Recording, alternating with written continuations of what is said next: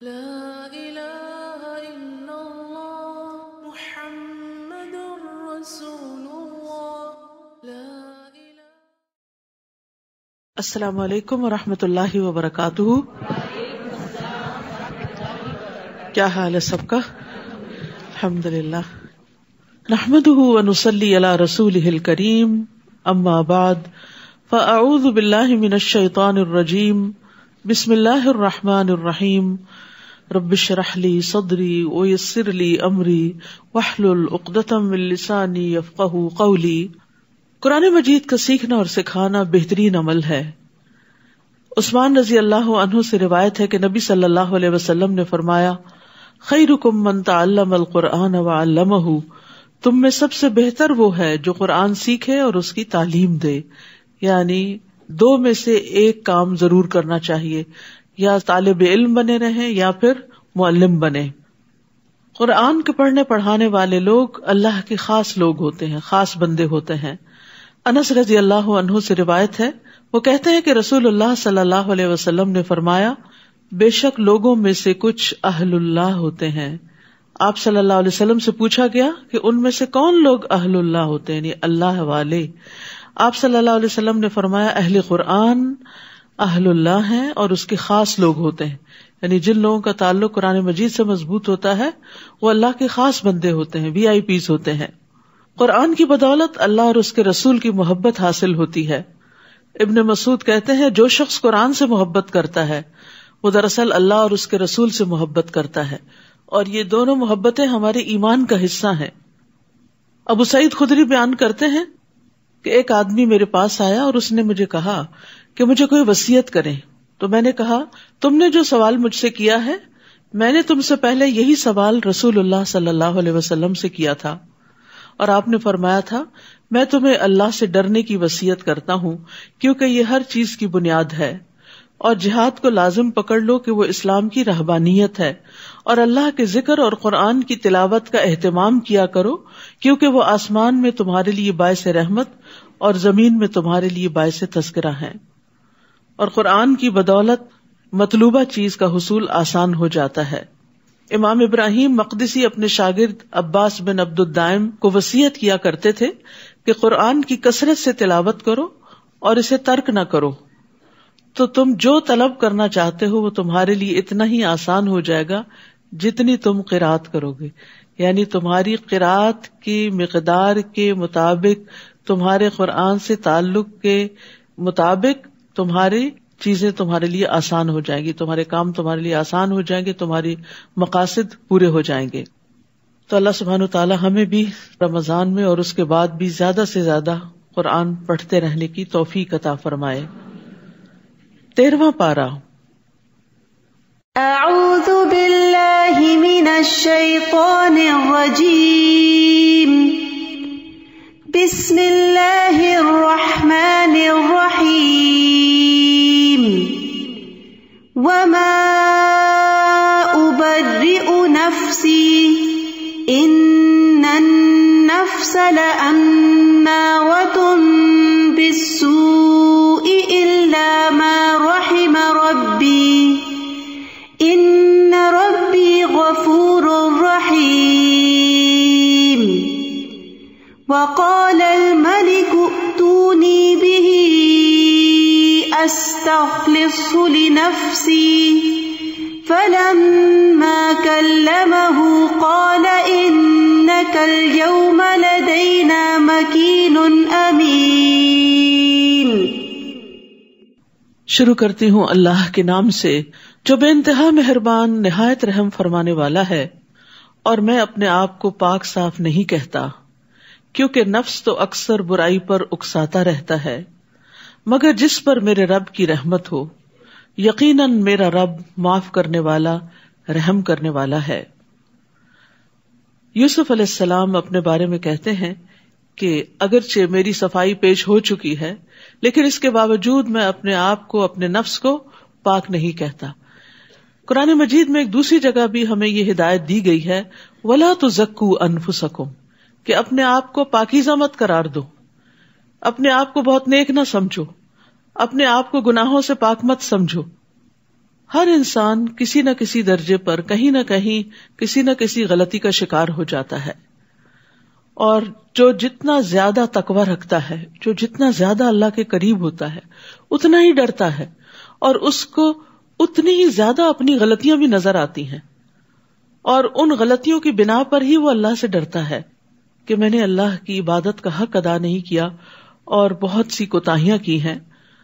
تو یوسف علیہ السلام ایک عظیم انسان تھے، اگرچہ وہ انتہائی صابر اور متقی انسان تھے، لیکن پھر بھی وہ اپنے آپ کو بری الذمہ قرار نہیں دیتے اور برائی کی نسبت نفس کی طرف کرتے ہیں کہ نفس تو اکثر برائی پہ اکساتا رہتا ہے، مگر جس پر میرے رب کی رحمت ہو، یعنی انسان اپنے نفس کی شرارت سے صرف اسی وقت بچ سکتا ہے جب اللہ کی رحمت ہو انسان پر، ورنہ انسان اپنے ہی نفس سے دھوکا کھا جاتا ہے اور غلط چیز کو خوبصورت سمجھ کر، اچھا سمجھ کر، فائدہ مند سمجھ کر اس کو کر بیٹھتا ہے، چاہے اس کے بعد اس کو ندامت ہی کیوں نہ ہو۔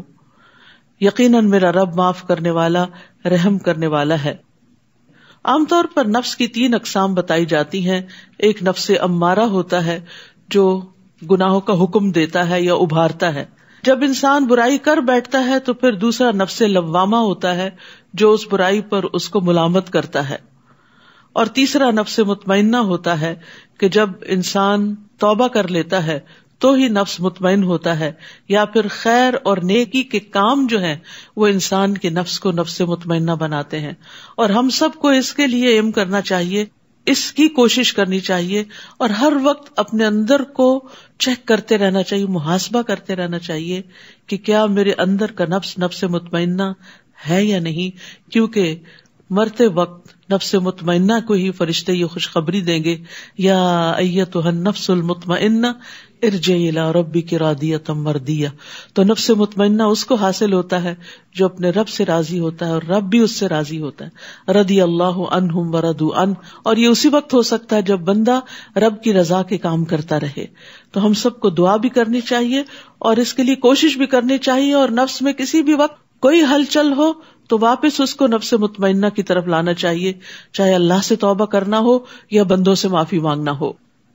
وقال الملک ائتونی بہ استخلص لنفسی، اور بادشاہ نے کہا کہ اس کو میرے پاس لاؤ، میں اس کو اپنے لیے خاص کر لوں۔ پھر جب اس نے اس سے کلام کیا، یعنی بادشاہ نے بات کی یوسف علیہ السلام سے، قال انک اليوم لدینا مکین امین، کہا کہ آج سے آپ ہمارے پاس مکین بھی ہیں اور امین بھی ہیں۔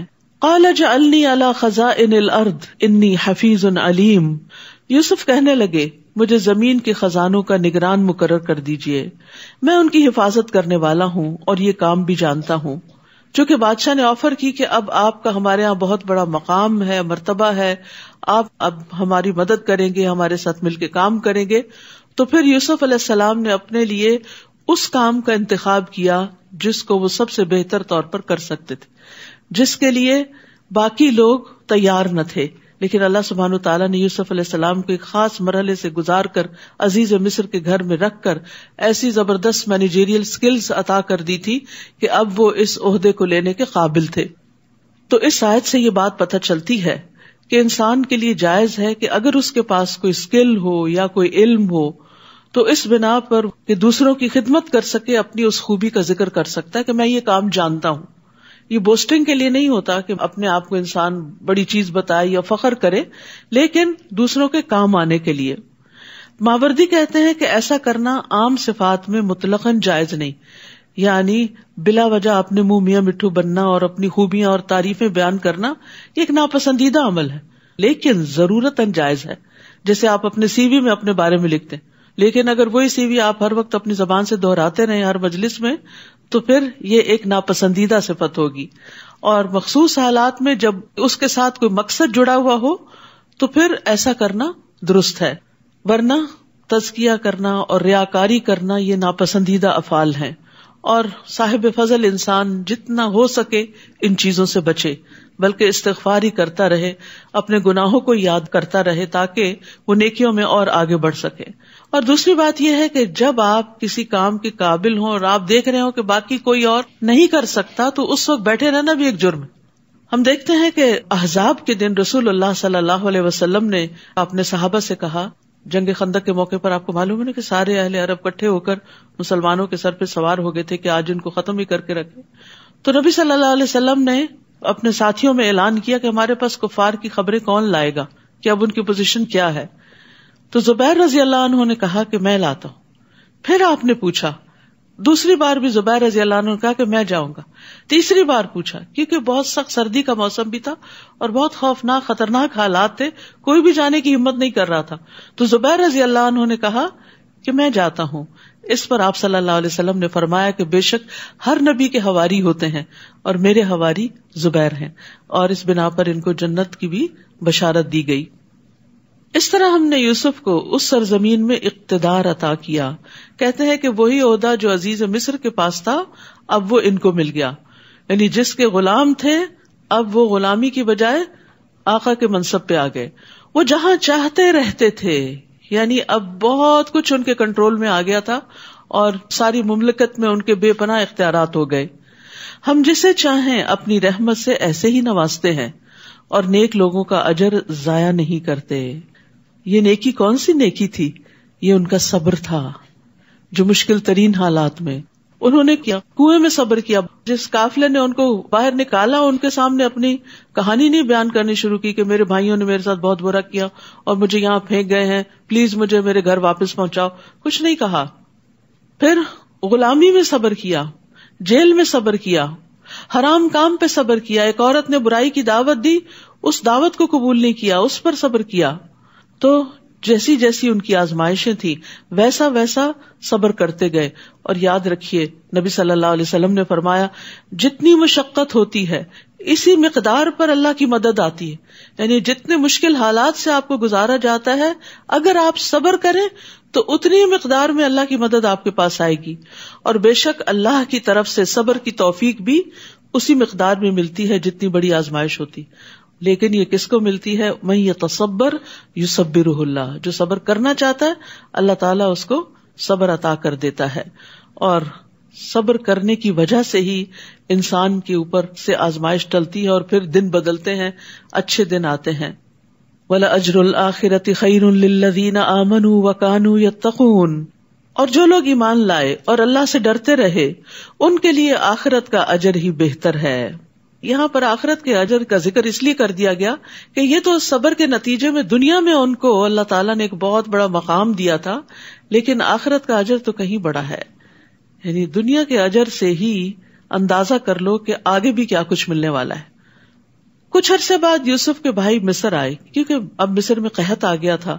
اور وہ قحط نہ صرف ہی کہ مصر بلکہ فلسطین، شام، آس پاس کے علاقوں میں بھی پہنچ گیا. اور یوسف علیہ السلام جس طرح غلے کو انہوں نے سنبھالا اور پھر جس طرح یہ تقسیم کر رہے تھے تو یہ خبریں کنعان تک جا پہنچی، ان کے بھائیوں تک جا پہنچی. انہیں تو نہیں پتا تھا کہ وہ کون ہے بادشاہ، لیکن ان کی تعریف ہر جگہ ہونے لگی. تو بھائی بھی سن کے کہ ہمیں یہاں سے غلہ مل سکتا ہے وہ یوسف کے پاس آئے اور یوسف کے پاس حاضر ہوئے. یوسف نے انہیں تو پہچان لیا مگر وہ انہیں پہچان نہ سکے. انہوں نے تو ان کو کنویں میں پھینک کے اپنا کام ختم کر لیا تھا. ان کے تو وہم و گمان بھی نہیں تھا کہ آج اس تخت پر جو بیٹھا ہے وہ ان کا بھائی ہی ہے. پھر جب یوسف نے ان کی واپسی کا سامان تیار کر دیا تو ان سے کہا اب آؤ تو اپنے سوتیلے بھائی کو بھی میرے پاس لانا. تم دیکھتے نہیں کہ میں ناپ پورا دیتا ہوں اور ایک اچھا مہمان نواز ہوں. اب یہ بھی صبر کی ایک بات ہے کہ پہچان لیا اپنے بھائیوں کو اور یہ بھی معلوم کر لیا کہ ایک بھائی پیچھے بھی ہے، کیونکہ بنیامین ساتھ نہیں تھے جو ان کے سگے بھائی تھے. تو اس لیے انہوں نے کہا کہ آئندہ اپنے دوسرے بھائی کو بھی لے کر آنا. اور تم دیکھ رہے ہو کہ میں تمہارے ساتھ کتنا احسان کا برتاؤ کر رہا ہوں. یہ بھی ان کی اپنی تعریف نہیں تھی بلکہ ان کو احساس دلانا تھا کہ یو آر ویلکم، ابھی بھی ہم نے تمہاری قدر کیا، آئندہ بھی کریں گے. چاہتے یہ تھے کہ بھائی پھر واپس آئیں، اور اگر تم اسے نہ لائے تو میرے پاس نہ تمہارے لیے غلہ ہے اور نہ ہی میرے پاس آنے کی کوشش کرنا. وہ کہنے لگے ہم اس کے والد کو اس کام پر آمادہ کریں گے اور یہ کام کر کے رہیں گے. اور یوسف نے اپنے خادموں سے کہا کہ ان کی پونجی یعنی ان کے جو پیسے انہوں نے دیے ہیں غلے کے، ان کی خرجیوں میں ہی رکھ دو، سامان میں ہی رکھ دو، تاکہ جب وہ اپنے گھروں میں پہنچے تو اسے پہچان لیں اور شاید اس طرح وہ جلد دوبارہ یہاں آئیں. پھر جب وہ اپنے باپ کے ہاں پہنچے تو کہنے لگے ابا جان، آئندہ ہمیں غلہ دینے سے انکار کر دیا گیا ہے، لہٰذا ہمارے ساتھ ہمارے بھائی کو بھیج دے، اس طرح ہی ہمیں غلہ مل سکے گا اور ہم یقیناً اس کی حفاظت کرنے والے ہیں، کیونکہ پہلے حفاظت نہیں کیے تھے یوسف علیہ السلام کی. تو انسان کے اندر جب گلٹ ہوتا ہے نا تو وہ پھر اس چیز کو بار بار دہراتا رہتا ہے. یعقوب نے کہا کیا میں تم پر ایسے ہی اعتبار کر لوں جیسے اس سے پیشتر اس کے بھائی کے بارے میں اعتبار کیا تھا؟ اللہ ہی بہتر محافظ ہے، یعنی مجھے تمہاری حفاظت پہ بھروسہ نہیں. فاللہ خیر حافظا وہو ارحم الراحمین، اور وہی سب سے زیادہ رحم کرنے والا ہے. یعنی یہ کلمات صرف یعقوب علیہ السلام کے لیے ہی نہیں تھے. جب کبھی آپ کو بھی کسی چیز کے کھو جانے کا، ضائع ہونے کا ڈر ہو تو اس وقت اسے اللہ کی حفاظت میں دے کے یہی جملہ دہرا دیں، فاللہ خیر حافظا وہو ارحم الراحمین. پھر جب انہوں نے اپنا سامان کھولا تو دیکھا کہ ان کی پونجی بھی انہیں واپس کر دی گئی ہے، تو وہ بہت خوش ہوئے اور کہنے لگے ابا جان ہمیں اور کیا چاہیے، ہماری تو پونجی بھی ہمیں واپس کر دی گئی ہے. اب ہم جلد ہی اپنے گھر والوں کے لیے رسد لائیں گے اور اپنے بھائی کی حفاظت کریں گے، اور ایک بار شتر یعنی اونٹ بھر غلہ اور زیادہ لائیں گے. اور یہ اب کی بار غلہ لانا تو بالکل آسان ہے، یعنی اب تو ہماری ان سے دوستی ہو گئی ہے اور وہ ہم پہ بڑے مہربان ہیں اور ہم بہت آسانی سے زیادہ غلہ لانے کے قابل ہو گئے ہیں. یعقوب نے کہا جب تک تم مجھے اللہ کے نام پر پختہ عہد نہ دو گے کہ ہم اسے یقیناً آپ کے پاس لائیں گے، تب تک میں کبھی اسے تمہارے ساتھ روانہ نہ کروں گا. اب ادھر ان کا مفاد اٹک گیا تھا اور ادھر یعقوب علیہ السلام کو اپنی ریزرویشن تھی، اللہ یہ کہ تم سب بھی کہیں گھیرے میں لے لیے جاؤ تو اور بات ہے. پھر جب انہوں نے اس طرح پختہ عہد دے دیا، پرومس کیا، تو یعقوب کہنے لگے جو کچھ ہم قول و قرار کر رہے ہیں اللہ اس پر ضامن ہے، یعنی میرے اور تمہارے درمیان نہیں، اس کا گواہ اللہ ہے. اور یہ ایک حقیقت ہے، یاد رکھیے جب بھی ہم کسی بندے سے کوئی معاہدہ کرتے ہیں، کوئی وعدہ کرتے ہیں، تو اللہ اس کو دیکھ رہا ہوتا ہے. تو اگر کوئی شخص اس سے پھرتا ہے تو پھر اللہ سبحانہ وتعالیٰ اس کو پکڑنے والا ہے. تو اس لیے لوگوں سے وعدے کر کے، چاہے چھوٹی چیز کا وعدہ ہو یا بڑی چیز کا، اس سے پھرنا نہیں چاہیے. پھر کہنے لگے میرے بچوں، شہر میں ایک ہی دروازے سے نہیں بلکہ مختلف دروازوں سے داخل ہونا، تاہم میں اللہ کی مشیت سے تمہیں ذرہ برابر بھی نہیں بچا سکتا. حکم تو صرف اسی کا چلتا ہے، میں اسی پر بھروسہ کرتا ہوں، اور جسے بھی بھروسہ کرنا ہو اسی پر کرنا چاہیے. یعقوب علیہ السلام نے ایسا کیوں کہا تھا؟ کیونکہ انہیں یہ اندیشہ تھا کہ 11 بھائی اور جوان لڑکے اور وہ بھی خوبصورت اور صحت مند جب اکٹھے کہیں جائیں گے تو لوگ تعجب سے ان کو دیکھیں گے، اور جب کوئی تعجب سے کسی کو دیکھتا ہے تو حسد کے علاوہ تعجب کی نظر بھی لگ جاتی ہے. یعنی جب انسان کسی چیز کو واہ کہہ کے دیکھتا ہے، واہ، یعنی حیران پریشان ہو جاتا ہے، تو بعض اوقات ایسی نظر بھی نقصان دیتی ہے. تو اس آیت سے علماء یہ کہتے ہیں کہ اس میں نظر بد سے بچنے کی دلیل ہے اور نظر بد کا لگنا برحق ہے. یہ قرطبی نے کہا ہے. نبی صلی اللہ علیہ وسلم نے بھی فرمایا کہ نظر لگنا برحق ہے، اور آپ صلی اللہ علیہ وسلم نے یہ بھی فرمایا کہ نظر بد آدمی کو قبر میں اور اونٹ کو ہانڈی میں داخل کر دیتی ہے. ابو ذر سے یہ بھی روایت ہے کہ رسول اللہ صلی اللہ علیہ وسلم نے فرمایا بے شک نظر بد آدمی کو اللہ کے حکم سے دیوانہ کر دیتی. یعنی بعض اوقات کسی چیز پر، کسی بات پر ایسی کسی کی نظر لگتی ہے کہ انسان بالکل پاگلوں جیسی حرکتیں کرنے لگتا ہے. پھر اسی طرح چہرے کے کالے داغ دھبے یعنی فزیکل النیسز جو ہیں اس میں بھی نظر کا بعض اوقات دخل ہوتا ہے. ام سلمہ رضی اللہ عنہا سے مروی ہے کہ نبی صلی اللہ علیہ وسلم نے ان کے گھر میں ایک لڑکی دیکھی جس کے چہرے پر کالے دھبے پڑ گئے تھے. آپ نے فرمایا اس پر دم کرو کیونکہ اسے نظر بد لگ گئی ہے، یعنی اس وجہ سے اس کے چہرے پر یہ نشان پڑ گئے ہیں. آپ صلی اللہ علیہ وسلم نے یہ بھی فرمایا کہ اللہ کی قضاء و قدر کے بعد نظر بد ہی میری امت کے اکثر لوگوں کی موت کا باعث بنے گی. نظر بد ایک قسم کا تیر ہوتا ہے جو جس کے ساتھ حسد ہوتا ہے یا جس کی تعریف کی جا رہی تھی اس کو جا کے لگتا ہے، اور اگر اس شخص نے اپنا بچاؤ نہ کر رکھا ہو، حفاظت کی دعائیں نہ پڑھ رکھی ہوں، اذکار نہ کر رکھے ہوں، تو کوئی پروٹیکشن نہیں ہوتی اور وہ تیر جا لگتا ہے انسان کو. تو اسی لیے ہمیں دعائیں، اذکار اور جو معوذتین ہیں ان کو پڑھنے کا خاص اہتمام کرنا چاہیے. معوذتین کو صبح شام 3 بار پڑھنے کا حکم ہے اور ہر نماز کے بعد بھی پڑھنے کا حکم ہے. نبی صلی اللہ علیہ وسلم ان صورتوں کے اترنے سے پہلے انسانوں اور جنوں کی نظر بد سے پناہ مانگا کرتے تھے. جب معوذتین نازل ہوئی تو آپ نے ان کو پڑھنا شروع کر دی اور باقی چیزیں چھوڑ دی. تو اسے یہ پتہ چلتا ہے کہ اگر باقی بہت لمبے چوڑے اذکار آپ نہیں بھی کر سکتے، کبھی آپ کی دیر سے آنکھ کھلتی، یاد رکھیے ان اذکار کے پڑھنے کا وقت سورج نکلنے سے پہلے اور سورج غروب ہونے سے پہلے ہے، یعنی مغرب کے بعد کا وقت نہیں ہے اور سورج نکلنے کے بعد کا وقت نہیں ہے، اس سے پہلے فجر کی نماز اور سورج نکلنے کے درمیان پڑھیں، عصر کی نماز اور سورج غروب ہونے کے درمیان میں پڑھیں. اور اگر کسی وجہ سے بہت مصروفیت یا وقت کی قلت یا تنگی کی وجہ سے انسان سارے اذکار نہیں بھی پڑھ سکتا تو معوذتین ضرور پڑھے، کیونکہ یہ ہر چیز سے کفایت کرنے والی ہیں. پھر یعقوب علیہ السلام کہتے ہیں ان الحکم الا للہ، حکم تو اللہ ہی کا ہوتا ہے. علیہ توکلت، میں اس پہ توکل کرتا ہوں، بھروسہ کرتا ہوں. وعلیہ فلیتوکل المتوکلون، اور توکل کرنے والوں کو اسی پر ہی توکل کرنا چاہیے. یعنی اسباب اختیار کرنے کے باوجود لازم ہے انسان کے لیے کہ بھروسہ اللہ کی ذات پہ کرے، نہ اپنی طاقت پہ اور ذہانت پہ اور نہ لوگوں پہ. اور وہ اپنے بچوں کو بھی اس بات کی تعلیم دے رہے تھے کہ وہ اسباب کے ساتھ ساتھ اللہ پر بھروسہ کریں، اور سب متوکلین کو اللہ ہی پر توکل کرنا چاہیے. بہرحال چنانچہ جس طرح ان کے باپ نے شہر میں داخل ہونے کا حکم دیا تھا ویسے وہ اس میں داخل ہوئے. اس کی یہ تدبیر اللہ کی مشیت کے مقابلے میں کچھ بھی کام نہ آئی. یہ تو محض یعقوب کے دل کا ارمان تھا جسے اس نے پورا کیا تھا. بے شک وہ ہماری دی ہوئی تعلیم کی وجہ سے صاحب علم تھا یعقوب علیہ السلام، مگر اکثر لوگ یہ حقیقت نہیں جانتے، ان کو ان باتوں کا علم بھی نہیں ہوتا. اب ہوا یہ کہ جس چیز سے وہ ڈر رہے تھے وہی ہوئی.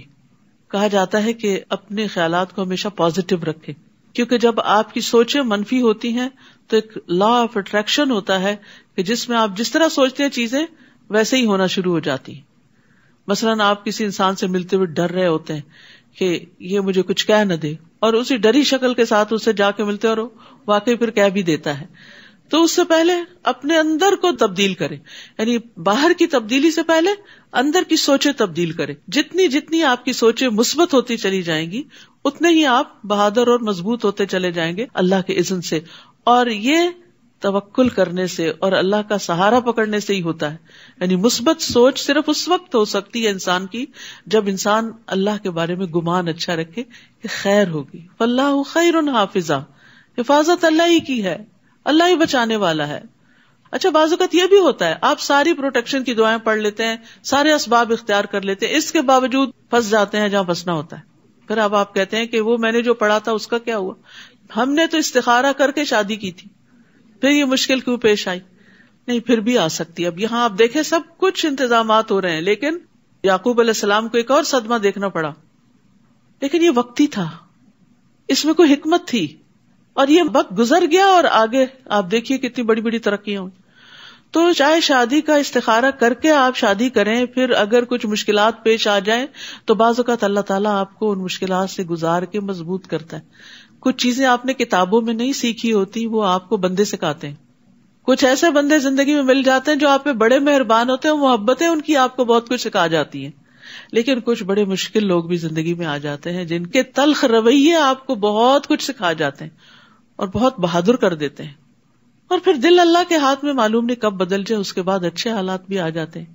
تو کبھی استخارے کو بلیم نہ کریں اور کبھی اذکار کو بلیم نہ کریں کہ کوئی فائدہ نہیں دعائیں کرنے کا کیونکہ وہی ہو گیا. پھر نہیں، اس میں بھی خیر ہے. اگر حالات آپ کی توقع کے خلاف ہو گئے تو اس میں بھی خیر تھی. ایک خیر وہ ہوتی ہے جس کو آپ خیر دیکھتے ہیں، عسیٰ ان تکرہوا شیئا، اور ہو سکتا ہے ایک چیز کو تم ناپسند کرو کہ یہ نہیں اچھا ہوا، وہو خیر لکم، اور وہی تمہارے حق میں اچھی ہو. وعسیٰ ان تحبوا شیئا وہو شر لکم، ہو سکتا ہے ایک چیز تمہیں بڑی پسند ہو کہ یہ اچھی ہے اور وہ اسی میں شر ہو. تو ہم نے خیر اور شر کو اپنے حساب سے بنا رکھا ہے.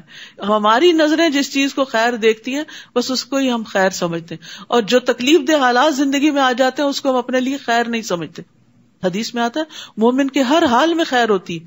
اس کو نعمت پہنچتی ہے وہ شکر ادا کرتا ہے، اور اس کو تکلیف پہنچتی ہے تو وہ صبر کرتا ہے، اور یہ چیز اس کے حق میں بہتر ہوتی ہے. تو اس لیے ہر حال میں اللہ کی رضا پہ راضی رہیں اور اچھے دنوں کا انتظار کرتے رہیں کہ یہ وقت بھی گزر جائے گا. This shall to pass. اب قافلہ آ جاتا ہے مصر. جب یہ لوگ یوسف کے پاس آئے تو یوسف نے اپنے بھائی کو اپنے ہاں جگہ دی، بنیامین کو. دو سب کو رکھا، بنیامین اکیلے رہ گئے تو پھر چپ کے ان سے ملاقات کی اور سب حالات لیے دیے اور اسے بتا دیا کہ میں ہی تیرا بھائی یوسف ہوں، لہٰذا تم اب ان باتوں کا غم نہ کرو جو یہ کرتے رہے ہیں. یہ ہوتا معاف کرنا. عام طور پر ہم معاف کرنے کی بات تو کرتے ہیں لیکن ہم صرف الفاظ ادا کرتے ہیں، میں نے معاف کیا، میں نے سب کو معاف کیا، اور رنج غم تکلیف دل سے نکالتے ہی نہیں ہیں. تو آپ دیکھیے اتنا برا ہاتھ لگ چکا تھا ان کو بھائیوں سے، اور پھر بنیامین نے لازماً بتایا ہوگا کہ آپ کے بعد مجھ پہ کیا کچھ بیتی ہے، کیونکہ ستیلے بھائی جو تھے اور سب سے چھوٹے بھی تھے. وہ کہتے ہیں نا سگ باش برادر خرد نباش، کہ چھوٹا بھائی بننا جو ہوتا ہے وہ بڑا ایک تکلیف دہ عمل ہوتا ہے. تو معلوم نہیں کس کس قسم کے مسائل سے، ان مسائل کا یہاں کوئی ذکر نہیں، لیکن یوسف علیہ السلام کا یہ جملہ بتا رہا ہے فلا تبتئس بما کانوا یعملون، جسٹ اگنور دم، اعراض برتو، ان باتوں کا غم نہ کرو جو یہ کرتے رہے. کتنا اچھا مشورہ، کتنی زبردست کاؤنسلنگ ہے. ان باتوں کو چھوڑ دو، بلا دو ان کو، اور اسی میں خیر ہوتی ہے. کیونکہ جب انسان ان چیزوں کو بلاتا نہیں ہے تو اپنی ہی صحت پر اثر پڑتا ہے. جان ہاپکنس کی ایک کیرن ہے، انہوں نے کچھ ریسرچز کی تھی، تو وہ کہتے ہیں کہ دکھی اور مایوس ہونے سے انسان کا جسم بوجھل رہتا ہے، اور دکھ اور مایوسی کی وجہ سے ڈپریشن، دل کے امراض، ڈائبٹیز، بلڈ پریشر، اینگزائٹی اور تناؤ جیسے امراض کا خطرہ بڑھ جاتا ہے. جبکہ معاف کرنے سے انسان پرسکون رہتا ہے اور صحت مند زندگی کا ضامن ہے. ان کے خیال میں معاف کرنا صرف الفاظ کہنا نہیں بلکہ یہ ایک اصلاحی عمل ہے جس میں انسان ایک شعوری فیصلہ کرتا ہے کہ اسے دوسرے کو معاف کرنا ہے، یعنی ایک پراپر ڈیسیژن بناتا ہے کہ میں نے اس چیز کو نکال دینا اپنے دل سے، اور یہ منفی سوچیں دل سے نکالی. معاف کرنا کیا ہے؟ نیگیٹو تھنکنگ اپنے اندر سے نکال باہر پھینکنا. جیسے ہی آپ اپنے اندر سے غصہ، نفرت اور دشمنی نکالتے ہیں، آپ کے دل میں دوسرے کے لیے ہمدردی، محبت اور پیار کے جذبات جنم لینے لگتے ہیں، اور آپ کے دل بھی نرم ہو جاتے ہیں، خاص طور پر اس کے بارے میں جس نے آپ کو اذیت دی ہوتی. اور ایک کہاوت ہے کہ معاف کرنے سے ماضی تو نہیں بدلتا مگر مستقبل خوبصورت ہو جاتا ہے. تو اپنے ہی خوبصورت مستقبل کے لیے انسان اپنی منفی سوچوں کو، جن کو ہر وقت وہ اندر پروسیس کرتا رہتا ہے، ان کو نکال باہر کرے اور اس کی جگہ بہتر چیز ذہن میں لائے. اس کے لیے بہت ضروری ہوتا ہے کہ اچھی سوچ انسان کے اندر ہے. یہی وجہ ہے کہ قرآن شفا ہے دلوں کے اندر جو بیماریاں ہیں، کیونکہ قرآن انسان کی سوچ بدل دیتا ہے، نفع اور نقصان کے پیمانے اور معیار بدلتا ہے. کہ دنیا میں اگر کچھ نہیں ملا تو سو واٹ، مچھر کے پر برابر بھی نہیں. اگر وہ مچھر کا پر تمہیں نہیں ملا تو کیا نقصان ہو گیا؟ کبھی مچھر مر جاتا ہے اور اس کا پر گر جاتا ہے تو آپ اس کے پیچھے تھوڑی بھاگتے ہیں. تو دنیا میں کبھی انسانوں کی طرف سے، کبھی مالی اعتبار سے، کبھی اولاد کی طرف سے کوئی نہ کوئی پریشانی انسان کو آتی رہتی، لیکن اس کو مچھر کا پر ہی سمجھیں اور اس کو اڑا دیں، ہٹا دیں اپنے آپ سے، اور آخرت پر فوکس کریں. جس کا فوکس شفٹ ہو جاتا ہے، جس کا فوکس بڑی چیز پہ چلا جاتا ہے، وہ چھوٹی چیزوں کو پھر اگنور کرتا ہے، تبھی وہ بھلا سکتا، ورنہ نہیں بھلا سکتا. کیونکہ ہم کہتے ہیں نا، ہم کیسے بھلائیں؟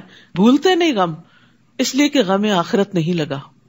غم آخرت لگ جائے، وہاں کی فکر لگ جائے تو یہاں کے بہت سے غم ختم نہ بھی ہوں تو کم از کم ضرور ہو جائیں گے. اب ہم صحابہ کی زندگیوں میں دیکھتے ہیں کہ ان کے اندر کوئی بیچارگی نہیں اور کوئی لوگوں کے شکوے شکایتیں نہیں، اور انہوں نے اپنی زندگیاں اس چیز میں ضائع نہیں کی. وہ ایک بڑے مقصد کے لیے مصروف عمل رہتے تھے. اللہ پہ توکل، ایمان اور اللہ کی محبت کے علاوہ وہ اللہ کے دین کے کاز میں لگے رہتے تھے اور اپنے آپ کو تھکاتے تھے. جو اللہ کی راہ میں اپنے آپ کو تھکا دیتا ہے، اس کے اندر سے لازماً یہ چیزیں نکلنا شروع ہو جاتی، اور یہ ہماری صحت کے لیے ضروری ہے کہ ہم ان چیزوں کو بھلا دیں، نکال دیں اپنے اندر سے. لہٰذا اب تم ان باتوں کا غم نہ کرو جو یہ کرتے رہے ہیں، لیو دیم. پھر جب یوسف نے ان کی روانگی کے لیے ان کا سامان تیار کیا تو اپنے بھائی کے سامان میں اپنے پانی پینے کا پیالہ رکھ دیا. جب یہ لوگ شہر سے نکل آئے تو پیچھے سے ایک پکارنے والے نے پکار کر کہا، اے قافلے والو تم چور ہو. یعنی ٹھیک ٹھاک سامان لے کے جا رہے تھے کہ پیچھے سے شامت آ گئی. انہوں نے پکارنے والے کی طرف متوجہ ہو کر پوچھا، تمہاری کیا چیز کھو گئی ہے؟ وہ بولے، بادشاہ کا پانی پینے کا پیالہ ہمیں نہیں مل رہا. جو شخص وہ لا کر دے گا اسے ایک بار شتر یعنی ایک اونٹ برغلے کا انعام ملے گا، اور میں اس کا ضامن ہوں، گارنٹی دیتا ہوں. وہ کہنے لگے، اللہ کی قسم تم خوب جانتے ہو کہ ہم اس ملک میں فساد کرنے نہیں آئے اور نہ ہی ہم چور ہیں. وہ بولے، اگر تم جھوٹے ثابت ہوئے تو اس چور کی سزا کیا ہوگی؟ برادران یوسف کہنے لگے جس کے سامان میں وہ گم شدہ چیز پائی جائے وہی اس کا بدلہ ہے. ہم اپنے ہاں ظالموں کو اسی طرح سزا دیتے ہیں. مصر کے قانون کے مطابق وہ کسی کو اپنے ہاں ایز اے کیپٹیو نہیں رکھ سکتے تھے, کسی مسافر کو, لیکن یعقوب علیہ السلام کی شریعت میں یہی تھا. تو اب اسی کو بنیاد بنا کر یہ فیصلہ کیا گیا کہ اگر چور نکل آیا کوئی تو پھر اس کو آپ رکھ سکتے ہیں. پھر اس ضامن نے یوسف کے بھائی بنیامین کے سامان کی تلاشی سے پہلے دوسرے بھائیوں کے سامان کی تلاشی لینا شروع کی, پھر پیالے کو اس کے بھائی کے سامان سے برآمد کر لیا. اس طرح ہم نے یوسف کے لیے تدبیر کی تھی, یعنی یہ طریقہ ہم نے سجایا تھا اللہ کی طرف سے. بعض اوقات آپ کو آئیڈیاز آتے ہیں نا, یہ کام ایسے کر لیں, وہ ایسے کر لیں, آپ بیٹھے ہوتے ہیں خاص طور پہ نماز میں, تو اس میں آپ دیکھیے ہمیشہ یہ سوچیے کہ یہ کہاں سے خیال آ گیا مجھے, تو سوچا بھی نہیں تھا. تو وہ ایک طرح سے اللہ تعالیٰ کی ایک تائید ہوتی ہے آپ کو. اور جو برے برے خیال آتے ہیں وہ شیطان کی طرف سے ہوتے ہیں, وہ وسوسے جو ہوتے ہیں وہ پریشان کرتا ہے آپ کو. یوسف کے لیے مناسب نہ تھا کہ شاہ مصر کے قانون چوری کے مطابق اپنے بھائی کو اپنے پاس رکھ سکے, الا یہ کہ ہم جس کے چاہیں درجات بلند کر دیتے ہیں, اور ایک علیم ہستی ایسی ہے جو ہر صاحب علم سے بالا تر ہے. ہر علم والے کے اوپر ایک اور علم والا ہوتا ہے, یعنی انسانوں میں سے بھی. یہ کس لیے بات کی گئی؟ تاکہ کوئی اپنے آپ کو سب سے بڑا عالم نہ سمجھے کہ میں نابغہ روزگار ہوں اور سب سے زیادہ تو علم میرے ہی پاس ہے, اس تکبر میں مبتلا نہ ہو. اور دوسرا معنی اس کا یہ ہے کہ جتنے بھی دنیا میں بڑے بڑے علم والے ہیں ان سب کے اوپر اللہ کا علم محیط ہے, سب سے بڑا علم والا اللہ ہی ہے. اور یاد رکھیے کسی کو بھی علم دینا, چاہے تھوڑا علم ہو یا زیادہ ہو, یہ اللہ کی بندے سے محبت کی علامت ہوتی ہے. دنیا تو اللہ تعالیٰ سب کو دیتا ہے, کوئی مسلم ہو یا نہ ہو, لیکن دین کا علم صرف اس کو دیتا ہے جس سے اللہ تعالیٰ محبت کرتا ہے. تو اس لیے اس پر بھی ہمیں شکر ادا کرنا چاہیے. اور پھر یہ کہ صرف علم نہیں بلکہ اس کا فہم بھی, اس کی سمجھ بھی, تفقہ فی الدین. من یرد اللہ بہ خیرا یفقہہ فی الدین, جس کے ساتھ اللہ تعالیٰ بھلائی کا ارادہ کرتا ہے اس کو دین کی سمجھ عطا کر دیتا ہے. برادران یوسف کہنے لگے اگر اس نے چوری کی ہے تو اس سے پیشتر اس کا بھائی یوسف بھی چوری کر چکا ہے, ابھی نہیں چھوڑا ان کو. یعنی جب آپ کسی سے حسد کرتے ہیں نا تو پھر کوئی موقع نہیں جانے دیتے اس کو گرانے کا, بدنام کرنے کا. کہیں نہ کہیں پھر آپ کے منہ سے کچھ نہ کچھ نکل آتا. تو آپ نہیں دیکھ رہے کہ کہاں کھڑے ہیں, سال ہا سال گزر چکے ہیں یوسف کو تمہارے ہاتھ سے گئے ہوئے, لیکن ابھی بھی تم اس کو معاف نہیں کر رہے. یوسف نے ان کے اس الزام کو دل میں چھپائے رکھا اور ان پہ کچھ ظاہر نہیں کیا. سبحان اللہ, یہ ہوتا ہے صبر. بڑی بڑی باتیں دل میں اس طرح رکھنا کہ کسی کو شائبہ بھی نہ گزرے, شک بھی نہ گزرے. تو جو شیلو لوگ ہوتے ہیں نا ان کے اندر کوئی بات ٹکتی نہیں, ادھر سے سنی ادھر نکالی, اور اس سے بڑے فسادات پیدا ہوتے ہیں, بہت سی خرابیاں, آپس میں لوگوں کی لڑائیاں اور کئی قسم کے مسائل پیدا ہوتے ہیں. بعض لوگ خوشی کی خبر کو نہیں سنبھال سکتے اور بڑھ چڑھ کر اس کا اظہار کرتے ہیں, کیا ہوتا ہے پھر نظر لگ جاتی. بعض لوگ غم کی خبر کو, بعض کا دکھ کی خبر کو, کسی کی طرف سے پہنچنے والی اذیت کو, اور اب تو ماشاءاللہ اپنے کلوز سرکل میں کیا اور اپنے خاندان میں کیا, اب تو پوری دنیا کے ساتھ ہم شیئر کرتے ہیں. ہر تھوڑی دیر بعد فیس بک کا سٹیٹس چینج کر رہے ہوتے ہیں, ہر وقت اپنے دل پہ کیا گزر رہی ہے, گھر میں کیا ہو رہا ہے, کیا کھا رہے ہیں, کیا پی رہے ہیں, کیا پہن رہے ہیں, کیا خرید رہے ہیں, کہاں جا رہے ہیں. یعنی مجھے تو بعض اوقات ایک سکنس جیسی لگتی ہے اور کوئی مقصد سمجھ نہیں آتا کہ یہ ساری باتیں, اس میں کوئی علم نافع نہیں, کسی کے علم اور تجربے میں کوئی اضافہ نہیں ہوگا, بلکہ اس سے نقصان ہی ہوئے ہیں کہ جن لوگوں کو وہ سب کچھ میسر نہیں ہوتا وہ پھر اپنے آپ کو ان سے کمپیئر کر کر کے حسرتوں کا شکار ہوتے ہیں, اور اس سے غم اور دکھ اور زیادہ بڑھتے ہیں. تو نعمتوں کو بلا ضرورت لوگوں کے سامنے نہیں رکھنا چاہیے.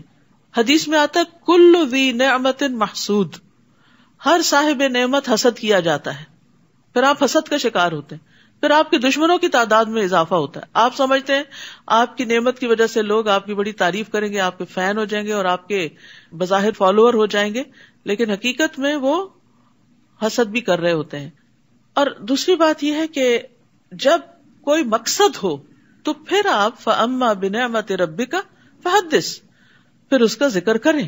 آپ کا کوئی ایکسپیرینس ہے زندگی میں، آپ کو کوئی فائدے کی چیز ملی ہے، آپ کا کوئی ایسا تجربہ ہے بزنس میں، تعلیم میں، کسی کام میں، اور اس میں آپ کو بہت سکسیس ہوئی ہے، آپ کی کچھ اکمپلشمنٹس ہیں، کچھ اچیومنٹس ہیں، تو ان کو آپ اپنے بچوں کے ساتھ، اپنے طالب علموں کے ساتھ، اپنے ساتھیوں کے ساتھ شیئر کر سکتے ہیں تاکہ ان کی زندگی میں کوئی سہولت آئے، ان کو کوئی نفع مند علم حاصل ہو. ایک کتابی علم ہوتا ہے اور ایک تجرباتی علم ہوتا ہے، تو جو تجرباتی علم ہے اس کو بھی شیئر کرنے سے فائدہ ہوتا ہے، لیکن جہاں ضرورت ہو، بلا ضرورت ہر وقت بوسٹنگ نہیں کرنی چاہیے. تو انہوں نے ان پہ کچھ ظاہر نہیں ہونے دیا، لیکن زیر لب کہنے لگے بڑے ہی برے لوگ ہو، یہ جو کچھ تم بیان کر رہے ہو اللہ اسے خوب جانتا ہے کہ میں نے چوری کی تھی یا نہیں کی تھی. تو اللہ کو پہچاننے والے کے لیے بندوں کی باتیں سننا آسان ہو جاتی. یعنی اس میں ایک دوسرا پہلو بھی ہے کہ انہوں نے یوسف کو تانا دیا، گمشدہ یوسف کو تانا دیا، اور نہیں پتا تھا کہ سامنے وہی ہیں. ادھر ان کی چاپلوسی کر رہے تھے اور ادھر ایسی بات کر رہے تھے. تو آپ دیکھیے کہ یوسف علیہ السلام نے برداشت کیسے کیا. میرا یہاں پر پوائنٹ یہ ہے کہ لوگوں کی باتیں کون برداشت کر جاتا ہے. عام طور پر لوگوں کو کہتے سنا اب برداشت نہیں ہوتا، کیونکہ ایمان کمزور ہو گیا. جب ایمان بڑھتا ہے تو برداشت بڑھتی ہے، اللہ کی معرفت بڑھتی ہے، آخرت کا احساس بڑھتا ہے، تو انسان کی برداشت بھی زیادہ ہوتی چلی جاتی. اس کا ضروری نہیں کہ تعلق عمر کے ساتھ ہی ہو، کہ عمر کے ساتھ ساتھ برداشت کم ہو جاتی ہے. یوسف علیہ السلام کافی بڑے ہو چکے تھے اب، لیکن چونکہ ایمان تھا اور اللہ کی پہچان تھی تو اس لیے انہوں نے اس بات کو پی لیا. وہ کہنے لگے حضور والا، ابھی چور کہہ رہے ہیں، ابھی حضور والا، ایھا العزیز، اس کا باپ بہت بوڑھا ہو چکا ہے، لہٰذا اس کے بجائے ہم میں سے کسی کو رکھ لیجئے. ہم دیکھ رہے ہیں کہ آپ بہت احسان کرنے والے ہیں. سبحان اللہ. جیل کے ساتھیوں نے بھی کہا انا نراک من المحسنین.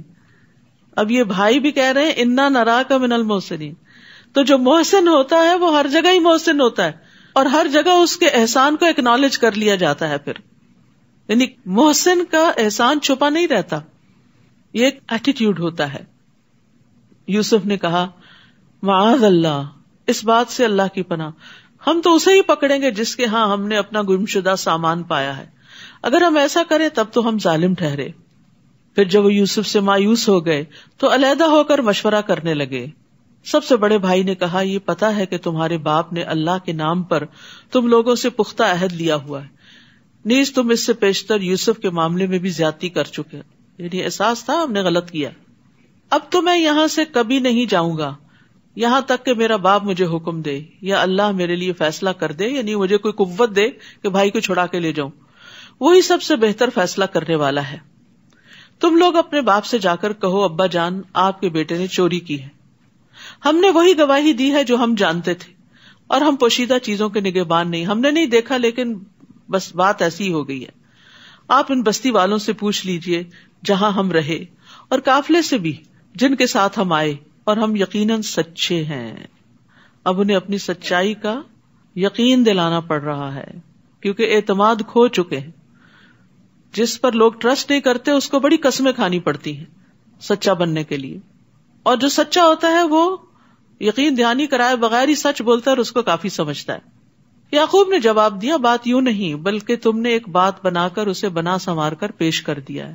پچھلے تجربے کی بنا پر یعقوب علیہ السلام نے ان کی بات کا اعتبار نہیں کیا، لہذا اب صبر ہی بہتر ہے. فصبر جمیل، ہو سکتا ہے اللہ ان سب کو میرے پاس لے آئے. اب 3 غائب ہو گئے، بڑا بھائی بھی جس نے کہا میں نہیں جاؤں گا جب تک بنیامین نہیں جائے گا، بنیامین بھی، اور یوسف تو پہلے سے ہی وہاں تھے. بلا شبہ وہ سب کچھ جاننے والا، حکمت والا ہے. تو صبر جمیل ایسا صبر ہوتا ہے جس میں کوئی شکوہ شکایت نہیں ہوتی. یہ تو وہ باتیں ہیں نا جن کا ذکر قرآن نے کر دیا. روزمرہ زندگی میں پتہ نہیں کون کون سے ایسے معاملے ہوں گے ان بچوں کے کہ جن پر یعقوب علیہ السلام مستقل صبر کر رہے ہوں، کیونکہ بد اخلاقی کے جو رویے ہوتے ہیں وہ پھر مستقل ہی بن جاتے ہیں، روز ہی ٹارچر بن جاتے ہیں. تو قرآن میں صبر جمیل بھی آیا، حجر جمیل بھی آیا. حجر جمیل ہوتا ہے ایسا چھوڑنا جس میں ایذا رسانی نہ ہو، اور صفح جمیل ایسا معاف کرنا جس میں ڈانٹ اور ناراضگی نہ ہو. تو بہرحال سختی کی انتہا کے بعد نکلنے کا راستہ بن جائے گا اب. اور یہ اللہ کا طریقہ ہے کہ جب کوئی مصیبت آخر کو پہنچتی ہے تو پھر اللہ تعالیٰ اس میں سے کوئی راستہ نکال دیتے ہیں. یعقوب علیہ السلام کے لیے آزمائش بڑی سخت ہو چکی تھی، لیکن اللہ سبحانہ وتعالیٰ نے ان کے لیے اب آسانیاں کر دی. حالات بدلتے ہیں اب. وَتَوَلَّى عَنْهُمْ، یعقوب نے ان کی طرف سے منہ پھیر لیا. ایسے لوگوں کے ساتھ ایسا ہی کرنا ہوتا ہے کہ ان کو جواب دینا اور انہیں سمجھانا بعض اوقات بے فائدہ ہوتا ہے. اور کہنے لگے ہائے یوسف یا اسفا علی یوسف، اور ان کی آنکھیں غم سے بے نور ہو گئی تھی، وہ خود غم سے بھرے ہوئے تھے. تو اس سے یہ پتہ چلتا ہے کہ مصیبت پر آنسو بہانا جائز ہے. یعنی غم دل میں اگر گھر کر جائے تو یہ ایک فطری سی بات ہے، لیکن صرف آنسو بہانے کی حد تک. جیسے اپنے بیٹے ابراہیم کی وفات پر نبی صلی اللہ علیہ وسلم آنسو بہا رہے تھے تو عبد الرحمن بن عوف نے کہا تھا آپ بھی روتے ہیں؟ آپ نے فرمایا اے ابن عوف، یہ تو ایک رحمت ہے. یعنی غم دکھ کے موقع پر آنسو کا آ جانا رحمت کی علامت ہے. فرمایا آنکھ اشکبار ہے، دل غم زدہ ہے، لیکن ہم زبان سے وہی کہیں گے جس سے ہمارا مالک راضی ہو. اے ابراہیم، تیری جدائی سے یقیناً ہم غمگین ہیں. تو مصیبت کے وقت غم کا ہونا تقویٰ کے خلاف نہیں، لیکن جزا فضا کرنا منع ہے. چیخنا چلانا اور رونا پیٹنا. یہ حالت دیکھ کر وہ کہنے لگے اللہ کی قسم آپ تو یوسف کو یاد کرتے ہی رہیں گے یہاں تک کہ اپنے آپ کو غم میں گھلا دیں یا ہلاک ہو جائیں. یعقوب نے جواب دیا میں تو اپنی پریشانی اور غم کی فریاد اللہ کے سوا کسی سے نہیں کرتا. انما اشکو بثی وحزنی الی اللہ واعلم من اللہ ما لا تعلمون، اور میں اللہ سے کچھ ایسی چیزیں جانتا ہوں جنہیں تم نہیں جانتے. بث فا کے ساتھ شدید غم کو کہتے ہیں، معمولی غم نہیں، بہت شدید غم. اور دوسری طرف اللہ کی مہربانی کی وجہ سے میرے اندر اچھا گمان بھی ہے اور یہ امید میری طاقت کو بڑھا دیتی، اس لیے میں مایوس نہیں ہوں. یہ جو انما اشکو بثی وحزنی ہے، حضرت عمر رضی اللہ عنہ بعض اوقات نماز میں یہ سورت پڑھتے اور ان آیات پر اتنی ہچکیاں لینے لگتے کہ تیسری چوتھی صف میں بھی پیچھے لوگ ان کی آواز سنتے تھے رونے کی. تو بندہ نماز میں کھڑے ہو کے اگر روتا ہے، کوئی غم یاد آ جاتا ہے اس کو اور اپنے رب کے سامنے فریاد کرتا ہے تو کوئی حرج نہیں، جب تک کہ زبان سے کوئی ایسی بات نہ نکلے. اے میرے بیٹو، جاؤ اور یوسف اور اس کے بھائی کی تلاش کی سر توڑ کوشش کرو اور اللہ کی رحمت سے نا امید نہ ہونا، کیونکہ اللہ کی رحمت سے نا امید تو کافر لوگ ہی ہوا کرتے ہیں اور مایوسی کفر ہے. ایک آدمی نے کہا اللہ کے رسول کبیرہ گناہ کون سے ہیں؟ آپ نے فرمایا اللہ کے ساتھ شرک کرنا، اللہ کے رزق سے نا امید ہونا اور اللہ کی رحمت سے مایوس ہونا. تو کبھی بھی حالات کتنے بھی تنگ ہوں مایوس نہ ہو، آپ پازیٹو رہیں کہ ایک وقت آئے گا کہ اللہ تعالیٰ اس کو تبدیل کر دے گا. یوسف علیہ السلام نے ان سے پوچھا پتا ہے تم نے یوسف اور اس کے بھائی کے ساتھ کیا سلوک کیا تھا جبکہ تم نادان تھے؟ بینیفٹ آف ڈاؤٹ، تمہیں سمجھ نہیں تھی. جان کے دشمن سامنے کھڑے ہیں، حاسد سامنے کھڑے ہیں اور ان کے ساتھ بھی اچھی طرح بات کر رہے ہیں. تم نادان تھے اس لیے تم نے یہ کر لیا. ہم دوسرے کو یہ بینیفٹ نہیں دیتے کہ یہ ناسمجھ ہے، اس کو دین کا علم نہیں، اس کے اندر اللہ کا خوف نہیں ہے، اس کی اپنی مجبوریاں ہیں، اس لیے اگر یہ کرتا ہے تو اگنور کرو اس کو. یہ طریقہ ہمیں نہیں آتا. ہم اس وقت پوری عقل کی بات اس سے چاہتے ہیں جو نادان شخص ہوتا ہے. یاد رکھیے نادانی اور جہالت صرف یہ نہیں ہوتی کہ پڑھا لکھا نہ ہو انسان، بعض پڑھے لکھے بھی بڑے ناسمجھ ہوتے ہیں، معاملہ کرنا ان کو نہیں آتا ہوتا. تو زندگی میں ایسے رویوں کا جب سامنا کرنا پڑے، ایسی باتیں سننی پڑے تو یہی سوچا کریں کہ نہ سمجھ آئیے، اگر اس کو سمجھ ہوتی تو یہ بات منہ سے نہ نکالتا. تو اس سے انسان کے اپنے اندر پھر وہ تکلیف کا لیول نہیں بڑھتا. نبی صلی اللہ علیہ وسلم نے فرمایا سختی، اکھڑ پن جس چیز میں ہوگا اسے بدنما کر دے گا، اور بے شک اللہ بہت نرم خو ہے، نرمی کو پسند کرتا ہے. تو لوگوں کے تلخ رویوں کے مقابلے میں نرمی اختیار کرنی چاہیے، اور نرمی پہ اللہ تعالیٰ اتنا عطا کرتا ہے جو سختی پر عطا نہیں کرتا. وہ چونک کے بولے کیا تم ہی یوسف ہو؟ یوسف نے کہا ہاں میں ہی یوسف ہوں اور یہ میرا بھائی ہے بنیامین. اللہ نے ہم پر بہت بڑا احسان فرمایا ہے. قد من اللہ علینا انہ من یتقی ویصبر فان اللہ لا یضیع اجر المحسنین. کیونکہ جو اس سے ڈرتا ہے اور صبر کرتا ہے، تقوی اور صبر کامیابی کی کنجیاں، تو اللہ نیکی کرنے والوں کا اجر ضائع نہیں کرتا. یہ ہے تقوی اور صبر کے ثمرات. سبحان اللہ. تو یوسف علیہ السلام کے اندر 3 کوالٹیز بڑی نمایاں ہیں.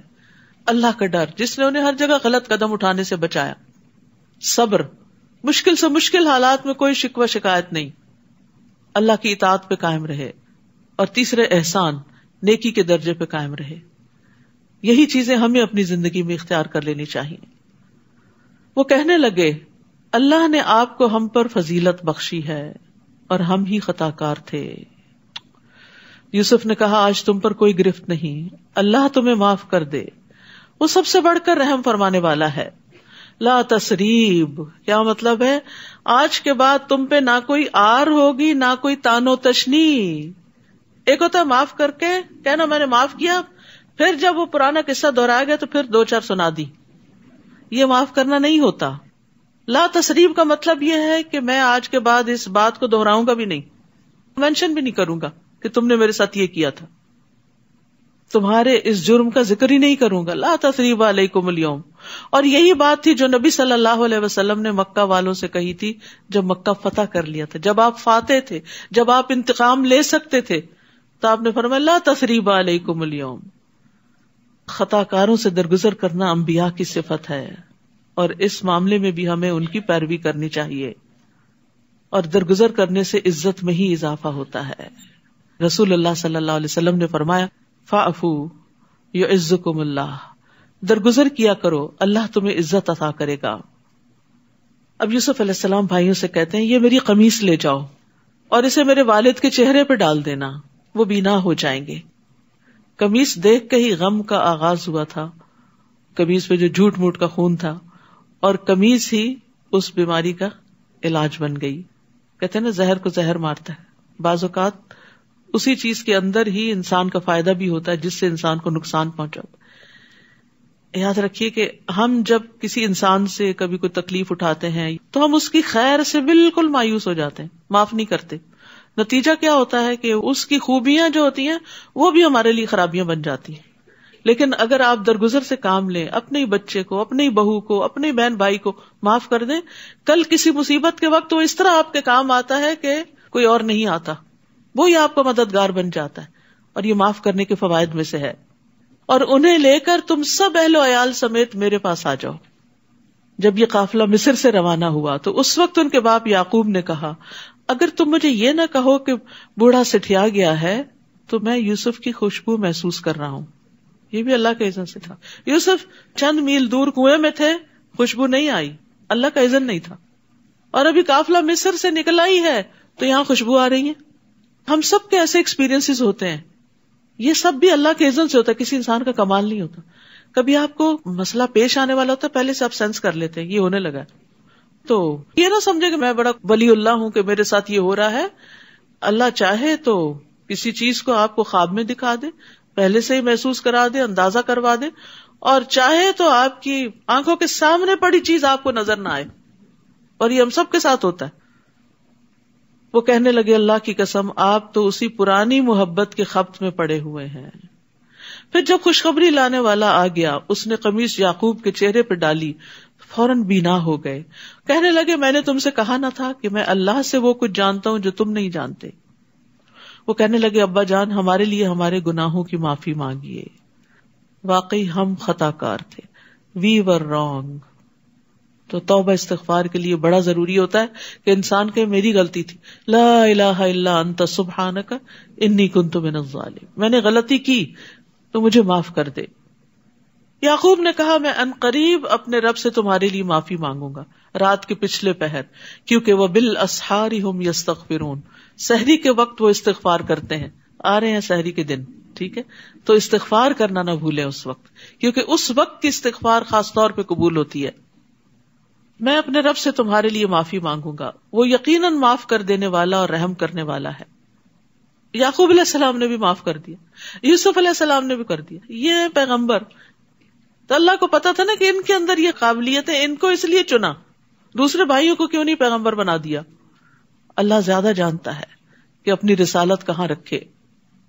پھر جب یہ لوگ یوسف کے پاس پہنچے تو انہوں نے اپنے والدین کو اپنے پاس بٹھایا اور کنبے والوں سے کہا شہر میں چلو، انشاءاللہ امن اور چین سے یہاں رہو گے.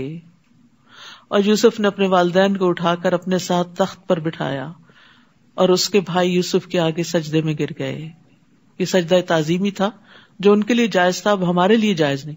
حتیٰ کہ ملتے وقت کسی کے آگے یوں ساری کمر نہیں جھکانی چاہیے، ہمارے دین میں یہ بھی منع ہے. ہاتھ ملائیں، مسکرائیں، سلام بولیں، لیکن جھک کے اور نیچے ہو کے سلام نہیں کریں. یوسف نے کہا ابا جان، یہ ہے میرے اس خواب کی تعبیر جو میں نے بہت پہلے دیکھا تھا. خواب ہی سے بات شروع ہوئی تھی اور یہاں آ کے تعبیر ملی سال ہا سال کے بعد. اللہ نے اس کو حقیقت بنا دیا. اس نے اس وقت بھی مجھ پر احسان کیا جب مجھے قید خانے سے نکالا، اور اس وقت بھی جب آپ سب کو دیہات سے میرے ہاں لایا. کہاں کنعان کا ایک گاؤں اور کہاں مصر کی ترقی یافتہ مملکت. حالانکہ شیطان میرے اور میرے بھائیوں کے درمیان فتنہ کھڑا کر چکا تھا. کبھی نفس کو بلیم کرتے، کبھی شیطان کو کرتے ہیں، انسانوں کو نہیں کرتے، بھائیوں کو نہیں کرتے. بلا شبہ میرا رب غیر محسوس تدبیروں سے اپنی مشیت پوری کرتا ہے. جو اس کا ارادہ ہوتا ہے وہ پورا کرتا ہے. بندے کو سمجھ نہیں آ رہی ہوتی، جب ڈاٹس مل جاتے ہیں تو پھر سمجھ آتی ہے اچھا یہ پکچر بن رہی تھی، کیونکہ وہ سب کچھ جاننے والا، حکمت والا ہے. رب قد آتیتنی من الملک وعلمتنی من تأویل الاحادیث فاطر السماوات والارض انت ولی فی الدنیا والآخرہ توفنی مسلما والحقنی بالصالحین. اے میرے رب، تو نے مجھے حکومت بھی عطا کی اور خوابوں کی تعبیر بھی سکھائی. تو آسمانوں اور زمین کو پیدا کرنے والا ہے، تو ہی دنیا اور آخرت میں میرا سرپرست ہے. سارا کنبہ بھی آ گیا تو سرپرست اپنے رب کو ہی مان رہے ہیں. یہ نہیں کہا کہ اب تو میرے اپنے آگے اور اب میں زیادہ مضبوط ہو گیا ہوں. اسلام پر میرا خاتمہ کر اور مجھے نیک لوگوں میں شامل کر لے. یہاں یوسف علیہ السلام موت کی دعا نہیں کر رہے، بلکہ مانگ رہے ہیں کہ جب بھی میں مروں اسلام کی حالت میں مروں. تو تکمیل نعمت کے لیے دنیا میں کتنی بھی بڑی سے بڑی اچیومنٹ آپ کو ہو، بڑی سے بڑی نعمت ملے، لیکن اگر خاتمہ اچھا نہیں نا تو کچھ اچھا نہیں. تو اچھے خاتمے کی دعا کرنی چاہیے. اللہم احسن عاقبتنا فی الامور کلہا واجرنا من خزی الدنیا وعذاب الآخرہ.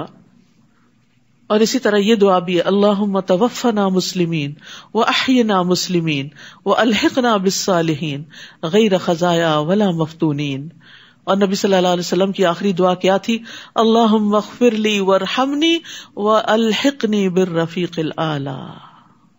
تو اچھی صحبت کی دعا دنیا میں بھی مرنے کے بعد. وتوفنا مع الابرار، اللہ دنیا میں بھی نیک لوگوں کا ساتھ اور موت بھی نیک لوگوں کے ہاتھوں میں آئے. ذالک من انباء الغیب نوحیہ الیک. اے نبی صلی اللہ علیہ وسلم، یہ قصہ بھی غیب کی خبروں میں سے ہے جس کو ہم آپ کی طرف وحی کر رہے ہیں. آپ اس وقت ان کے پاس تو نہیں تھے جب برادران یوسف نے ایک بات پر اتفاق کر لیا تھا اور اسے عملی جامہ پہنانے کی مکارانہ سازش کر رہے تھے.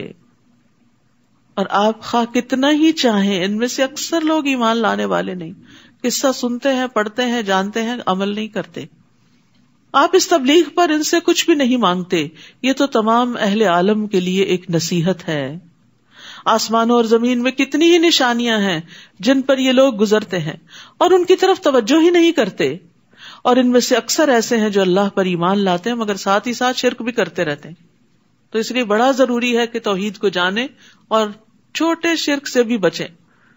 کیا یہ اس بات سے نڈر ہو گئے ہیں کہ اللہ کا عذاب ان پہ چھا جائے یا یکدم قیامت کی گھڑی آ جائے اور انہیں کچھ خبر نہ ہو؟ آپ ان سے کہہ دیجئے میرا راستہ یہی ہے کہ میں اللہ کی طرف بلاتا ہوں. میں خود بھی اس راہ کو پوری روشنی میں دیکھ رہا ہوں اور میرے پیروکار بھی.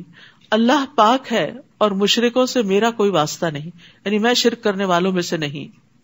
آپ سے پہلے ہم نے جتنے رسول بھیجے وہ سب مرد ہی تھے، یعنی عورتیں رسول نہیں بنا کر بھیجی گئیں. ایک بھاری ذمہ داری ہوتی ہے، تو اس لیے مردوں ہی کو رسول بنا کر بھیجا گیا اور انہی بستیوں کے رہنے والے. دوسرا یہ کہ انہی کی قوم کے اندر سے اٹھائے گئے جن کی طرف ہم وحی کرتے رہے. کیا یہ لوگ زمین میں چلتے پھرتے نہیں ہیں کہ دیکھ لیتے جو لوگ ان سے پہلے گزر چکے ان کا کیا انجام ہوا؟ اور جو لوگ اللہ سے ڈرتے ہیں ان کے لیے آخرت کا گھر ہی بہتر ہے. کیا یہ کچھ سمجھتے نہیں؟ پہلے پیغمبروں کے ساتھ بھی یہی کچھ ہوتا رہا، حتیٰ کہ جب رسول مایوس ہو گئے اور لوگوں کو بھی یقین ہو گیا کہ ان سے جھوٹ بولا گیا ہے، تو پیغمبروں کے پاس ہماری مدد آ گئی، پھر ہم جسے چاہتے ہیں بچا لیتے ہیں، تاہم مجرم لوگوں سے ہمارا عذاب ٹالا نہیں جاتا۔ ان قصوں میں اہل عقل اور خرد کے لیے کافی سامان عبرت ہے۔ یہ قرآن کوئی ایسی بات نہیں جو گھڑ لی گئی ہو، بلکہ یہ تو اپنے سے پہلی کتابوں کی تصدیق کرتی ہے۔ اس میں ہر بات کی تفصیل موجود ہے اور ایمان لانے والوں کے لیے یہ ہدایت اور رحمت ہے۔ سورۃ الرعد۔ اعوذ باللہ من الشیطان الرجیم، بسم اللہ الرحمن الرحیم، الف لام میم را، تلک آیات الکتاب والذی انزل الیک من ربک الحق ولکن اکثر الناس لا یؤمنون۔ اللہ الذی رفع السماوات بغیر عمد ترونها ثم استوى على العرش وسخر الشمس والقمر كل يجري لأجل مسمى يدبر الأمر يفصل الآيات لعلكم بلقاء ربكم توقنون۔ شروع کرتی ہوں اللہ کے نام سے جو بے انتہا مہربان نہایت رحم فرمانے والا ہے۔ سورۃ الرعد۔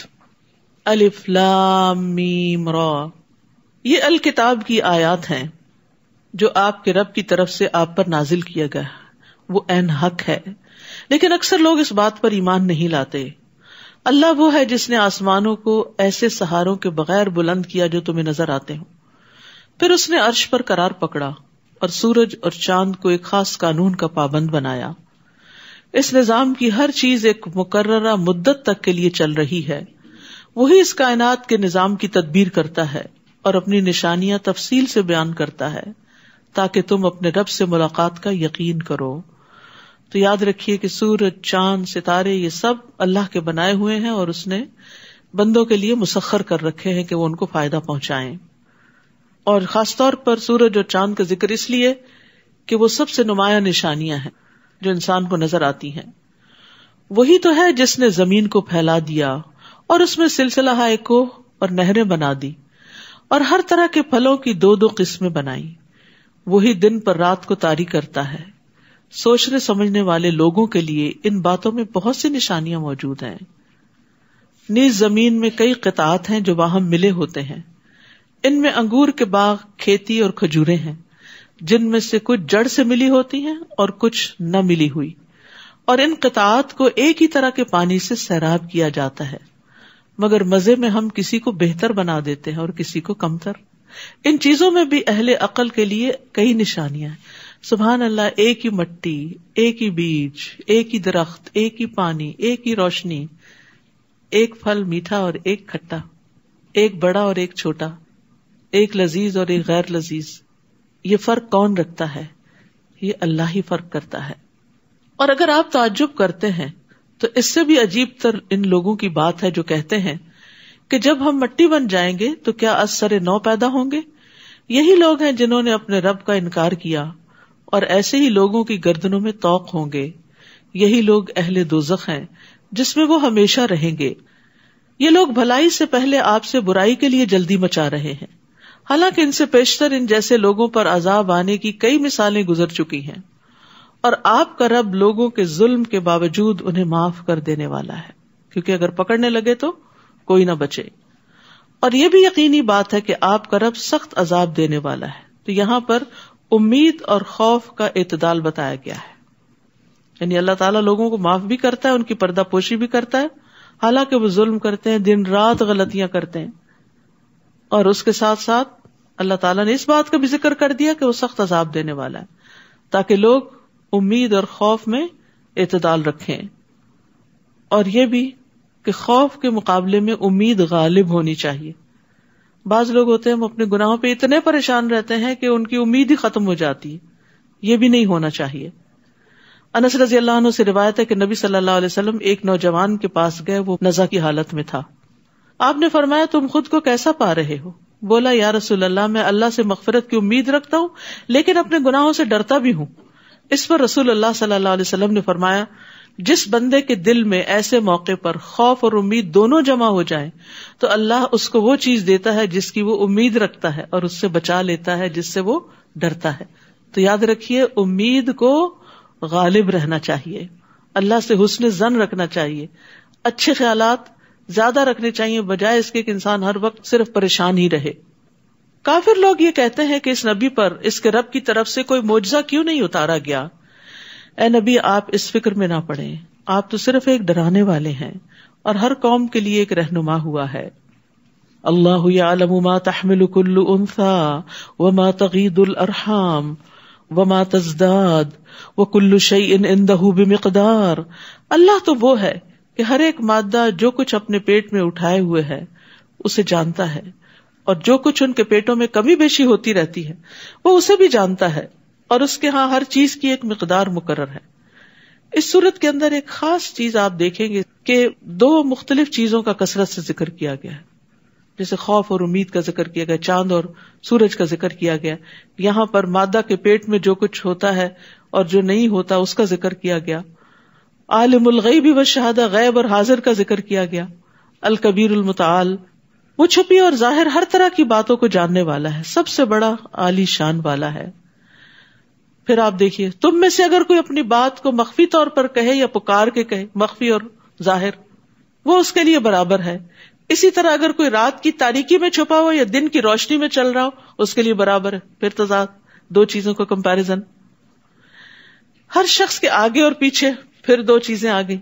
اللہ کے مقرر کردہ نگران ہوتے ہیں جو اللہ کے حکم سے اس کی حفاظت کرتے ہیں.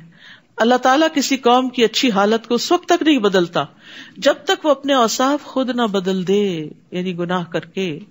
اور جب اللہ تعالیٰ کسی قوم پر مصیبت ڈالنے کا ارادہ کر لے تو پھر کوئی اسے ٹال نہیں سکتا، نہ ہی اس کے مقابلے میں کوئی اس کا مددگار ہو سکتا ہے. تو یہاں ایک بڑی خوبصورت بات بتائی گئی ہے ہمیں کہ ہر شخص کے آگے اور پیچھے اللہ کے مقرر کردہ نگران ہوتے ہیں جو اللہ کے حکم سے اس کی حفاظت کرتے ہیں. سبحان اللہ، ہمیں پتہ بھی نہیں اور ہماری لا علمی کے باوجود ہماری حفاظت ہو رہی ہے جنات سے، ضرر رساں انسانوں اور کیڑوں مکوڑوں سے. مجاہد کہتے ہیں کہ ہر انسان پر ایک فرشتہ مقرر ہے جو نیند کی حالت میں اور جاگتے ہوئے اس کی جنات، انسانوں اور کیڑوں مکوڑوں سے حفاظت کرتا ہے، سوائے اس چیز کے جس کی اللہ نے اجازت دی ہو تو وہ اس شخص کو پہنچ کے رہتی، وہ مصیبت آ جاتی. کعب احبار کہتے ہیں اگر اللہ عز و جل نے تم پر فرشتے مقرر نہ کیے ہوتے جو تمہارے کھانے، تمہارے پینے، تمہارے پردے کی چیزوں میں تمہارا دفاع نہ کرتے تو جن تمہیں اچک کے لے جاتے، یعنی جو تمہارے دشمن ہیں وہ تمہیں چھوڑتے نہ. اسی طرح اعمال ریکارڈ کرنے والے فرشتے بھی موجود ہیں اور وہ انسان کے اچھے برے سارے اعمال لکھ رہے ہیں، جمع کر رہے ہیں، ریکارڈ کر رہے ہیں. اور اعمال پر محافظ فرشتے بھی ہوتے ہیں. نبی صلی اللہ علیہ وسلم نے فرمایا لوگوں میں سے جس آدمی کو بھی جسمانی طور پر کوئی تکلیف پہنچتی ہے تو اللہ عز و جل اس کے محافظ فرشتوں کو حکم دیتے ہوئے فرماتے ہیں کہ میرے بندے کے لیے دن اور رات میں وہی عمل لکھتے رہو جو یہ خیر اور بھلائی کی حالت میں کرتا رہا جب تک یہ میری قید میں ہے، یعنی بیماری میں ہے. هو الذی یریکم البرق خوفا وطمعا، پھر خوف اور طمع کا ذکر ہے. وہی تو ہے جو تمہیں بجلی دکھاتا ہے جس سے تم ڈرتے بھی ہو اور امید بھی رکھتے ہو، اور وہی پانی سے بوجھل بادلوں کو اٹھاتا ہے. بادلوں کے گرجنے میں زمین والوں کے لیے امید بھی ہے اور وعید بھی ہے. جہاں انسان خوش ہوتا ہے وہاں ڈر بھی لگتا ہے کہ کہیں یہ اگر اپنی حد کراس کر گئے تو عذاب بن جائے گا. وَيُسَبِّحُ الرَّعْدُ بِحَمْدِهِ وَالْمَلَائِكَةُ مِنْ خِيفَتِهِ، اور کڑک اس کی حمد کے ساتھ اس کی پاکی بیان کرتی ہے اور فرشتے اس کے ڈر سے اس کی پاکی بیان کرتے ہیں. اور رعد ایک فرشتے کا نام بھی ہے جو بادلوں کو چلاتا ہے. تو یہاں رعد اور ملائکہ پھر دو چیزوں کا ذکر ہے. وہی گرنے والی بجلیاں بھیجتا ہے جو اس پر ہی گرتی ہیں جس پر وہ چاہتا ہے. درحالے کہ وہ اللہ کے بارے میں جھگڑا کر رہے ہوتے ہیں، فی الواقع اس کی تدبیر بڑی زبردست ہے. لہ دعوۃ الحق والذین یدعون من دونہ لا یستجیبون لهم بشیء الا کباسط کفیہ الی الماء لیبلغ فاہ وما هو ببالغہ وما دعاء الکافرین الا فی ضلال.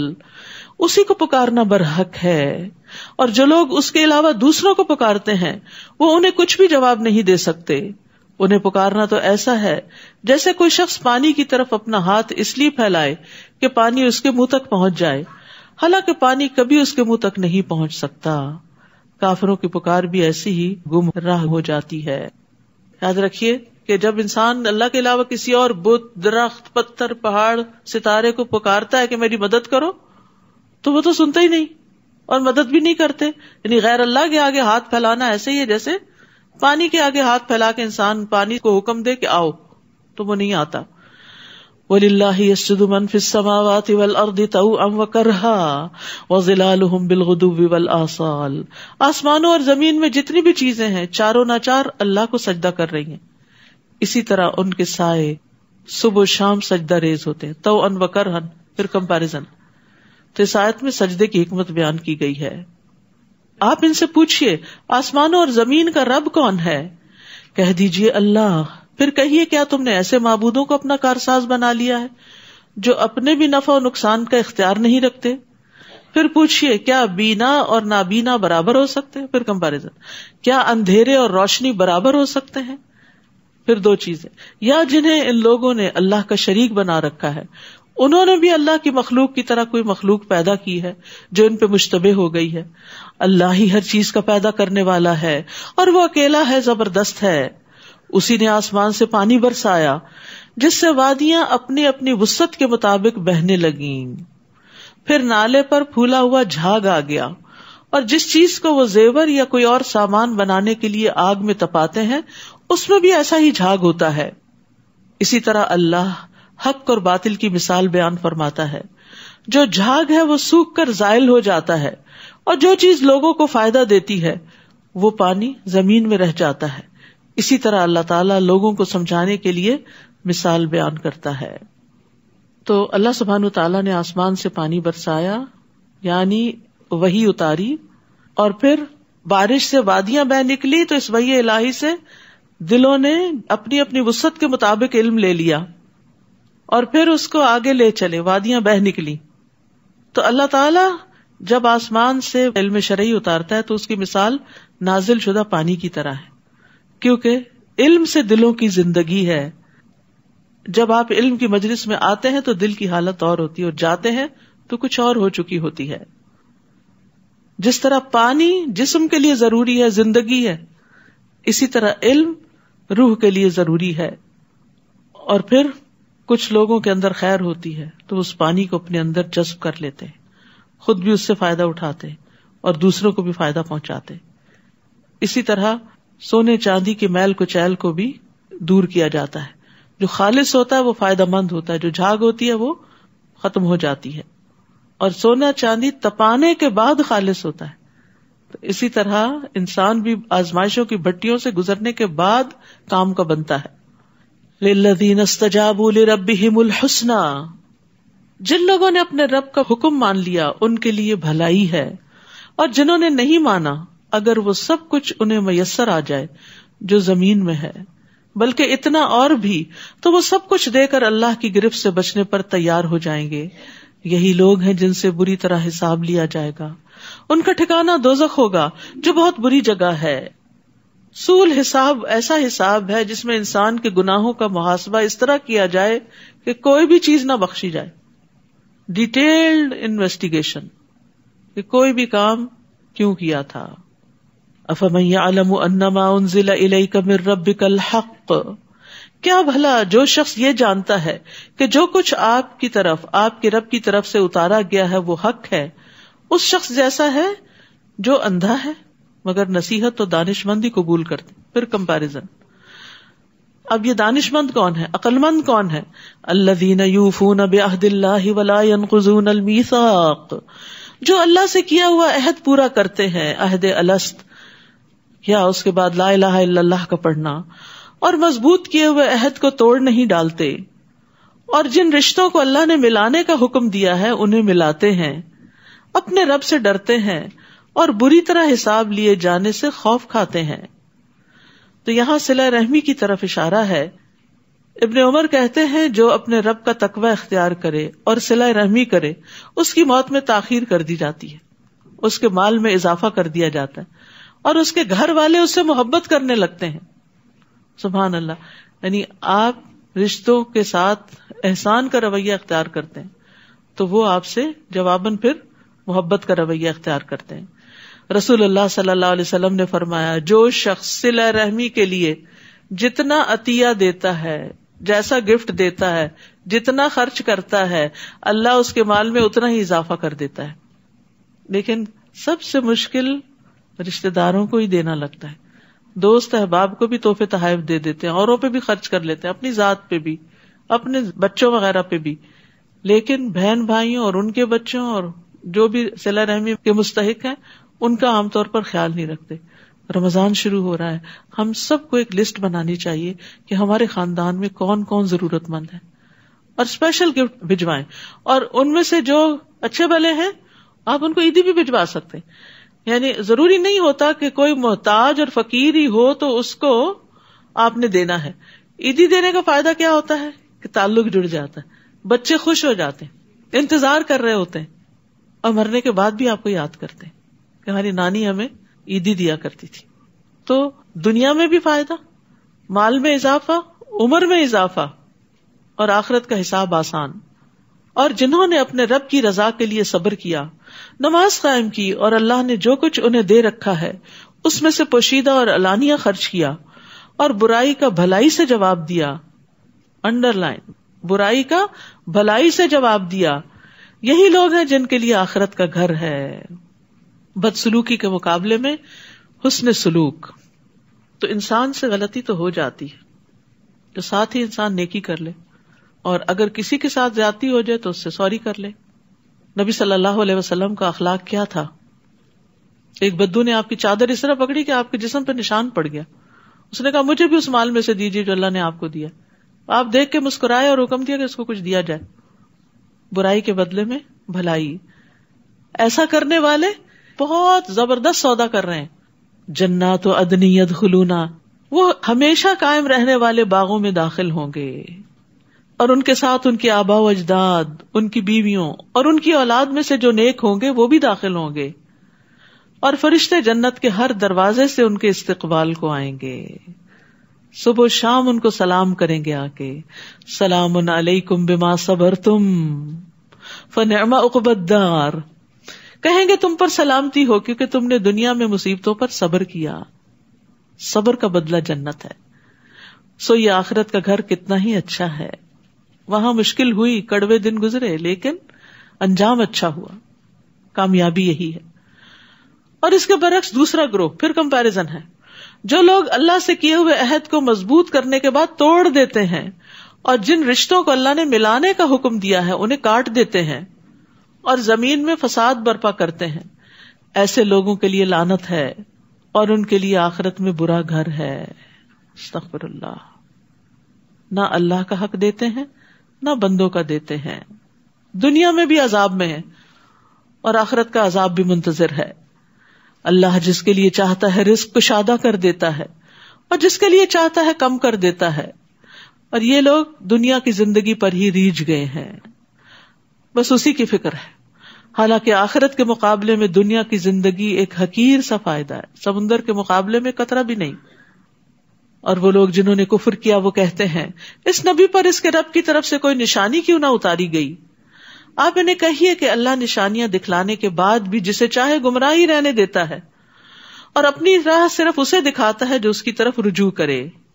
یعنی وہ لوگ جو ایمان لاتے ہیں اور ان کے دل اللہ کے ذکر سے مطمئن ہو جاتے ہیں. یاد رکھو دل اللہ کے ذکر سے ہی مطمئن ہوتے ہیں. تجربہ کر کے دیکھ لیجیے. جب دل گھبرا رہا ہو تلاوت شروع کر دیجیے، کرتے رہیے جب تک کہ چین نہ آ جائے، اٹھیں اور آپ ہلکے نہ ہو جائیں. تو ایمان والوں کے دل اللہ کے ذکر سے یقیناً اطمینان پاتے ہیں. ہاں اگر ایمان کی کمی ہو، اللہ سے بدگمانی ہو تو پھر اور بات ہے. تو یہاں اللہ کے ذکر پر ثابت قدمی کی طرف توجہ دلائی گئی ہے. اور اگر ذکر سے دل مطمئن نہ ہو تو اپنے ایمان کا جائزہ لینا چاہیے. جیسے قالت الاعراب آمنا قل لم تؤمنوا ولكن قولوا اسلمنا ولما يدخل الايمان في قلوبكم. دیہاتی کہتے ہیں ہم ایمان لائے، کہہ دیجئے تم ایمان نہیں لائے، یہ کہو ہم مسلمان ہو گئے. ہم بھی پیدائشی مسلمان ہیں، شعوری ایمان تمہارے اندر کم ہی داخل ہوتا ہے. اگر وہ ہو تو ذکر لازماً فائدہ دے، اور ابھی تمہارے دلوں میں ایمان داخل نہیں ہوا. جب ایمان ہی داخل نہیں ہو تو اطمینان کہاں سے داخل ہو؟ اور یاد رکھیے راحت پانے کا سب سے بڑا ذریعہ قرآن ہے. یہ ایمان کی مشل ہے، اطمینان کا راستہ ہے. اور ذکر کرنے والے اور نہ کرنے والے کی مثال زندہ اور مردہ کسی ہے. کون ہے یہ ذکر کرنے والے؟ الذین آمنوا وعملوا الصالحات. صرف ذکر ہی نہیں کرتے، نیک عمل بھی کرتے ہیں. جو لوگ ایمان لائے اور انہوں نے نیک عمل کیے ان کے لیے خوشحالی بھی ہے اور عمدہ ٹھکانہ بھی. اسی طرح ہم نے آپ کو ایسی امت میں بھیجا ہے جس سے پہلے کئی امتیں گزر چکی ہیں، تاکہ آپ انہیں وہ کچھ پڑھ کر سنائیں جو ہم نے آپ کی طرف وحی کی ہے، لیکن وہ رحمان کا انکار کر رہے ہیں. ان سے کہیے کہ میرا رب تو وہی ہے جس کے سوا کوئی الہ نہیں، میں نے اسی پر بھروسہ کیا اور اسی کے ہاں مجھے واپس جانا ہے. اور اگر قرآن ایسا ہوتا کہ اس کے زور سے پہاڑ چلائے جا سکتے یا زمین کے طویل فاصلے فوراً طے کیے جا سکتے یا اس کے ذریعے مردوں سے کلام کیا جا سکتا تو بھی یہ کافر ایمان نہ لاتے. یعنی ایسے کرشمے بھی دکھائے جاتے تو نہ مانتے، بلکہ ایسے سب امور اللہ ہی کے اختیار میں ہے. کیا اہل ایمان ابھی تک کافروں کی مطلوبہ نشانی آنے سے مایوس نہیں ہوئے؟ کیونکہ اگر اللہ چاہتا تو نشانی کے بغیر بھی تمام لوگوں کو ہدایت دے سکتا تھا، اور کافروں کو تو ان کی کرتوتوں کی وجہ سے کوئی نہ کوئی مصیبت پہنچتی ہی رہے گی یا ان کے گھر کے قریب اترتی رہے گی، حتیٰ کہ اللہ کا وعدہ یعنی عذاب آ جائے. یقیناً اللہ اپنے وعدے کی خلاف ورزی نہیں کرتا. آپ سے پہلے بھی رسولوں کا مذاق اڑایا جا چکا ہے. میں نے پہلے تو کافروں کو کچھ مہلت دی، پھر آخر کار انہیں پکڑ لیا. تو دیکھ لو میرا عذاب کیسا سخت تھا. بھلا وہ ذات جو ہر نفس کی کمائی پہ نظر رکھتی ہے انہیں بغیر سزا کے چھوڑ دے گی، جبکہ انہوں نے اللہ کے شریک بنا رکھے ہیں. آپ ان سے کہیے ان شریکوں کے نام تو لو.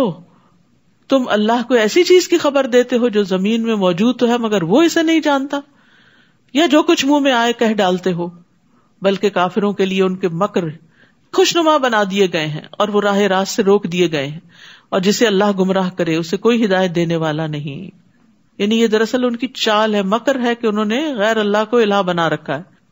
ان کے لیے دنیا کی زندگی میں بھی سزا ہے اور آخرت کا عذاب تو اس سے سختر ہوگا، اور اللہ سے انہیں کوئی بچانے والا بھی نہ ہوگا. جس جنت کا پرہیزگاروں سے وعدہ کیا گیا ہے اس کی شان یہ ہے کہ اس میں نہریں جاری ہیں، اس کے پھل اور اس کا سایہ دائمی ہے. یہ تو انجام ہے ان لوگوں کا جو ڈرتے رہے، اور جو کافر ہیں ان کا انجام دوزخ ہے. اور جن لوگوں کو ہم نے اس سے پہلے کتاب دی تھی وہ اس کتاب سے خوش ہوتے ہیں، یعنی پچھلی کتابوں والے قرآن سے خوش ہوتے ہیں جو آپ کی طرف نازل کی گئی. اور ان کے گروہوں میں کچھ ایسے ہیں جو اس قرآن کے بعض حکموں کا انکار کرتے ہیں، یہ سب نہیں مانتے. آپ ان سے کہیے مجھے تو بس یہی حکم ہوا ہے کہ میں اللہ تعالیٰ کی عبادت کروں اور اس کے ساتھ کسی کو شریک نہ ٹھہراؤں. میں اسی کی طرف بلاتا ہوں اور اسی کے ہاں مجھے جانا ہے. اسی طرح ہم نے اس قرآن عربی کو محکم بنا کر اتارا ہے. اب اگر اس علم کے بعد جو آپ کے پاس آ چکا ہے آپ نے ان لوگوں کی خواہشات کی پیروی کی تو اللہ کے مقابلے میں آپ کا نہ کوئی حمایتی ہوگا اور نہ ہی اس کی گرفت سے بچانے والا کوئی. آپ سے پہلے ہم نے بہت سے رسول بھیجے اور انہیں ہم نے بیوی بچوں والا ہی بنایا تھا، اور کسی رسول میں یہ طاقت نہ تھی کہ اللہ کے حکم کے بغیر کوئی معجزہ لا دکھاتا. ہر دور کے لیے ایک کتاب ہے، اللہ جو چاہے اس سے مٹا دیتا ہے اور جو چاہے برقرار رکھتا ہے، اور اصل کتاب اسی کے پاس ہے. تو اس سے پتہ چلتا ہے کہ تقدیر اللہ کے ہاتھ میں ہے. لوح محفوظ میں کچھ لکھا جائے، مٹا دیا جائے، تقدیر بنے بگڑے، وہ سب اللہ کے فیصلوں سے ہی ہوتا ہے. دعا جو ہے وہ تقدیر کو بدل دیتی ہے. ٹھیک ہے. اور اسی طرح صلہ رحمی سے بھی فائدہ ہوتا ہے. اے نبی جس عذاب کی ہم ان کافروں کو دھمکی دے رہے ہیں اس کا کچھ حصہ خواہ آپ کے جیتے جی آپ کو دکھا دیں یا آپ کے وفات پا جانے کے بعد انہیں عذاب دیں. آپ کے ذمہ تو پہنچانا ہی ہے اور حساب لینا ہمارا کام ہے. کیا وہ دیکھتے نہیں کہ ہم ان کے لیے زمین کو اس کی تمام اطراف سے گھٹاتے جا رہے ہیں؟ اور اللہ ہی فیصلہ کرتا ہے جس کے فیصلے پر کوئی نظر ثانی کرنے والا نہیں. اور وہ فوراً حساب لے لینے والا ہے. زمین کا گھٹانا دو طرح سے، یہ بات تو اب سائنٹیفکلی بھی پروو ہو چکی ہے کہ زمین سکڑ رہی ہے، کم ہو رہی، اور یہاں پر زمین کا سکڑنا اس معنی میں بھی ہے کہ زیادہ لوگ مسلمان ہو رہے ہیں اور اہل کفر کے لیے زمین تنگ ہوتی جا رہی ہے. جو لوگ ان سے پہلے گزر چکے ہیں وہ بھی بڑی چالیں چل چکے ہیں، مگر چال تو پوری کی پوری اللہ کے پاس ہے. وہ جانتا ہے ہر شخص کیا کچھ کر رہا ہے، اور جلد ہی انکار کرنے والوں کو معلوم ہو جائے گا کہ آخرت کا گھر کس کے لیے ہے. یعنی آنکھیں بند ہوتے ہی حقیقت سامنے آ جائے گی. کافر آپ سے کہتے ہیں آپ رسول نہیں، آپ کی رسالت کا انکار کرتے ہیں. آپ ان سے کہیے میرے اور تمہارے درمیان اللہ کی گواہی کافی ہے، اور ہر اس شخص کی بھی جو الہامی کتاب کا علم رکھتا ہے وہ بھی پہچانتا ہے کہ میں اللہ کا رسول ہوں. سورۃ ابراہیم. بسم اللہ الرحمن الرحیم. الف لام را کتاب انزلناه الیک لتخرج الناس من الظلمات الى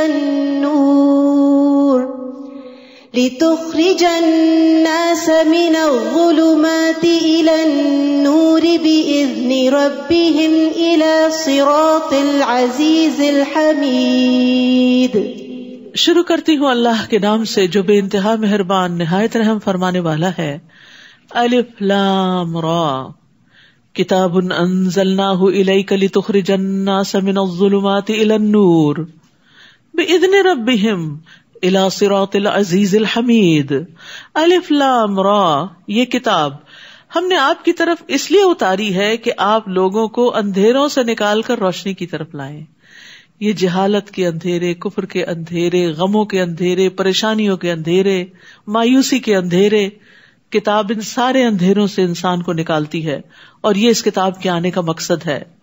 یعنی ان کے رب کے حکم سے لوگوں کو اس راہ کی طرف لائیں جو غالب اور قابل حمد اللہ تعالیٰ کی راہ ہے، یعنی صراط مستقیم کی طرف لائیں.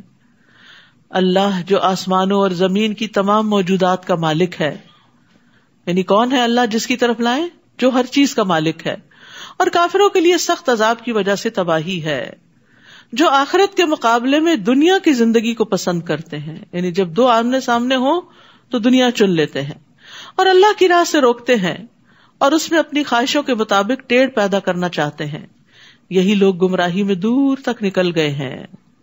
تو یہاں یستحبون کا لفظ استعمال ہوا ہے جس کا معنی ہوتا ہے دنیا کو ناجائز طریقے سے طلب کرنا. تو جو شخص بھی آخرت کی نعمتوں کے مقابلے میں دنیا اور اس کی زینت کو ترجیح دیتا ہے، دنیا کی نعمتوں میں زندہ رہنا چاہتا ہے، اس کو پسند کرتا ہے، اور اس کے ساتھ ساتھ اللہ کی طرف جانے سے لوگوں کو روکتا ہے، کیونکہ جو خود دنیا سے محبت رکھتے ہیں، جن کا مقصد دنیا ہی دنیا ہوتا ہے، وہ اگر کسی کو دیکھیں کہ وہ دنیا سے ذرا کنارہ کشی کر کے اللہ کی طرف جا رہا ہے تو اس کے بھی پیچھے پڑ جاتے ہیں اور اس کو بھی روکتے ہیں. وما ارسلنا من رسول الا بلسان قومه، اور ہم نے جو بھی رسول بھیجا اس نے اپنی قوم کی زبان میں ہی پیغام دیا تاکہ لینگویج بیریئر نہ ہو، تاکہ وہ ان کے لیے ہر بات واضح طور پر بیان کر سکے، میسج تھرو ہو جائے.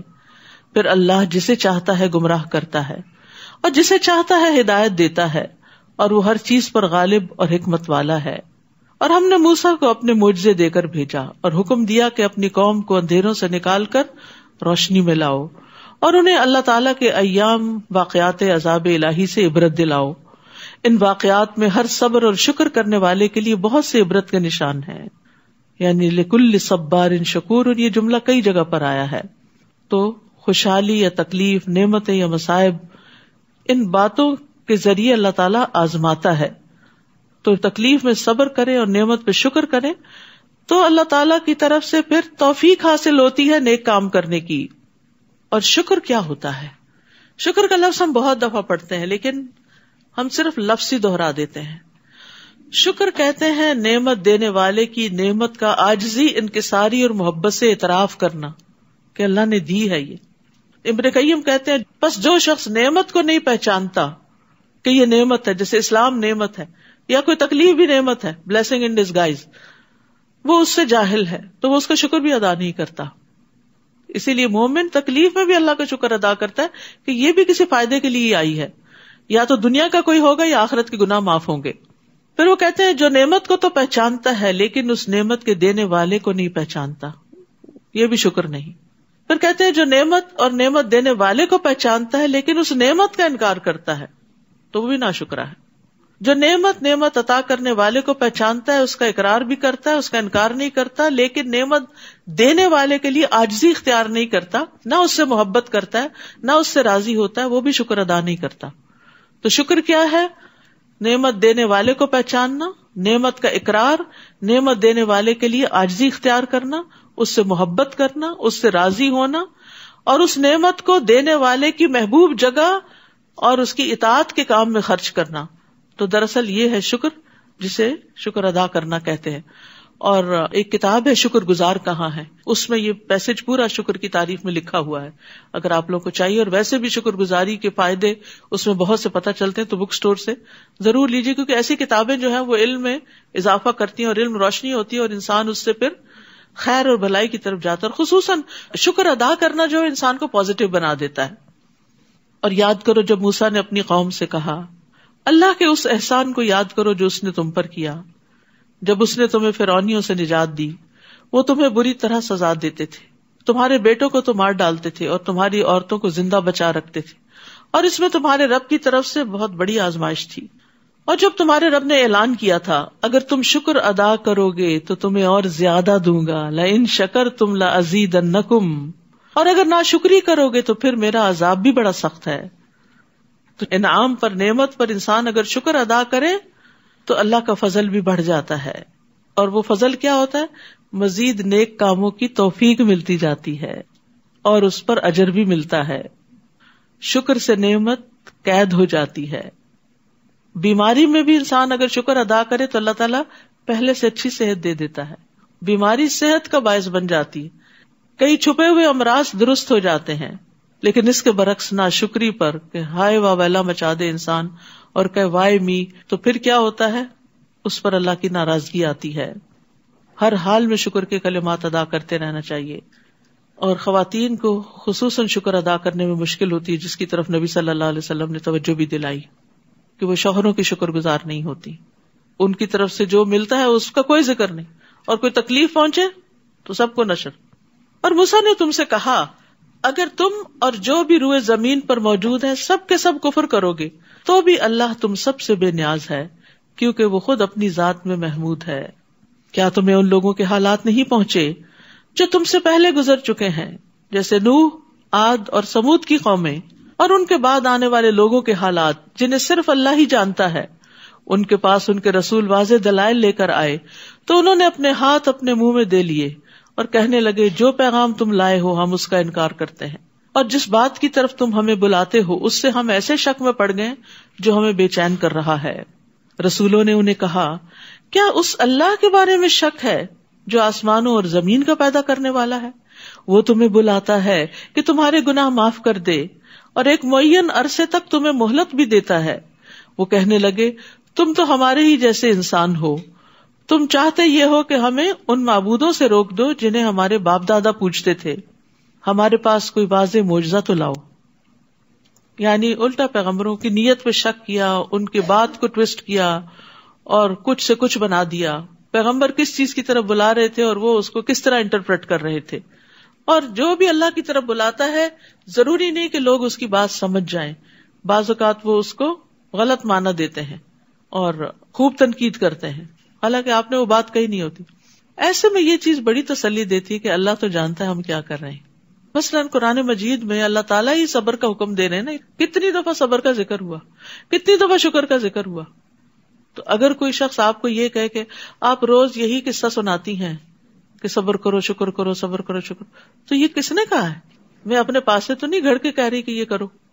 یہ تو جس نے ہمیں پیدا کیا ہے وہی پیغام دے رہا ہے، اور اگر ہم یہ کریں گے تو ان فائدوں کو بھی پہنچیں گے. اور اگر ہم صبر و شکر نہیں کرتے تو مزریبل لائف گزارتے ہیں. ہر وقت کڑواہٹ بڑی رہتی ہے ہمارے منہ میں، جب بات نکلتی ہے منہ سے کڑوی نکلتی. ظاہر جیسا منہ ہوگا ویسی بات نکلے گی نا، جیسا دل ہوگا ویسے ہی خیالات ہوں گے آپ کے دوسروں کے بارے میں. پھر آپ کو دوسروں کی بات بھی سمجھ نہیں آتی. ان کی خیر خواہی بھی نہیں آپ کو نظر آتی کہ وہ آپ کے لیے اچھا چاہتے ہیں. تو ایک بدگمانی 100 بیماریوں کو جنم دیتی ہے. رسولوں نے انہیں کہا ٹھیک ہے ہم تمہارے ہی جیسے انسان ہیں، مگر اللہ اپنے بندوں میں سے جس پر چاہتا ہے انسان فرما دیتا ہے، اور یہ ہماری طاقت نہیں کہ اللہ کے حکم کے بغیر کوئی معجزہ لا سکیں، اور ایمان لانے والوں کو اللہ ہی پر بھروسہ کرنا چاہیے. اور ہم اللہ پر کیوں نہ بھروسہ کریں جبکہ اس نے ہمیں ہماری سب راہیں دکھا دی ہیں، اور جو دکھ تم ہمیں دے رہے ہو اس پر ہم صبر کریں گے، اور بھروسہ کرنے والوں کو اللہ ہی پر بھروسہ کرنا چاہیے. آخر کافروں نے اپنے رسول سے کہہ دیا کہ ہم تمہیں اپنے ملک سے نکال دیں گے یا تمہیں واپس ہمارے دین میں آنا ہوگا. تب ان کے رب نے ان کی طرف وحی کی کہ ہم ان ظالموں کو یقیناً ہلاک کر دیں گے، اور ان کے بعد تمہیں اس ملک میں آباد کریں گے.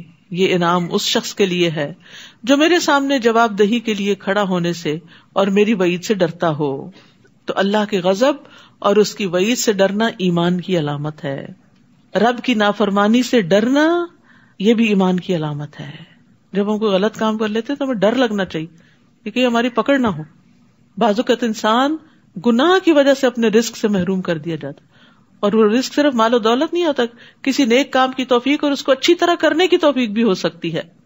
اور رب سے ڈرنے والے کے لیے جنت کا وعدہ ہے. وَلِمَنْ خَافَ مَقَامَ رَبِّهِ جَنَّتَانِ، کیونکہ یہ خوف انسان کو بری بات زبان سے نکالنے سے روکتا ہے، بیڈ بیہیویئر سے روکتا ہے، مخلص انسان بناتا ہے، اچھی عبادات کرواتا ہے کہ وہ سمجھتے میں اپنے رب کے سامنے کھڑا ہوں.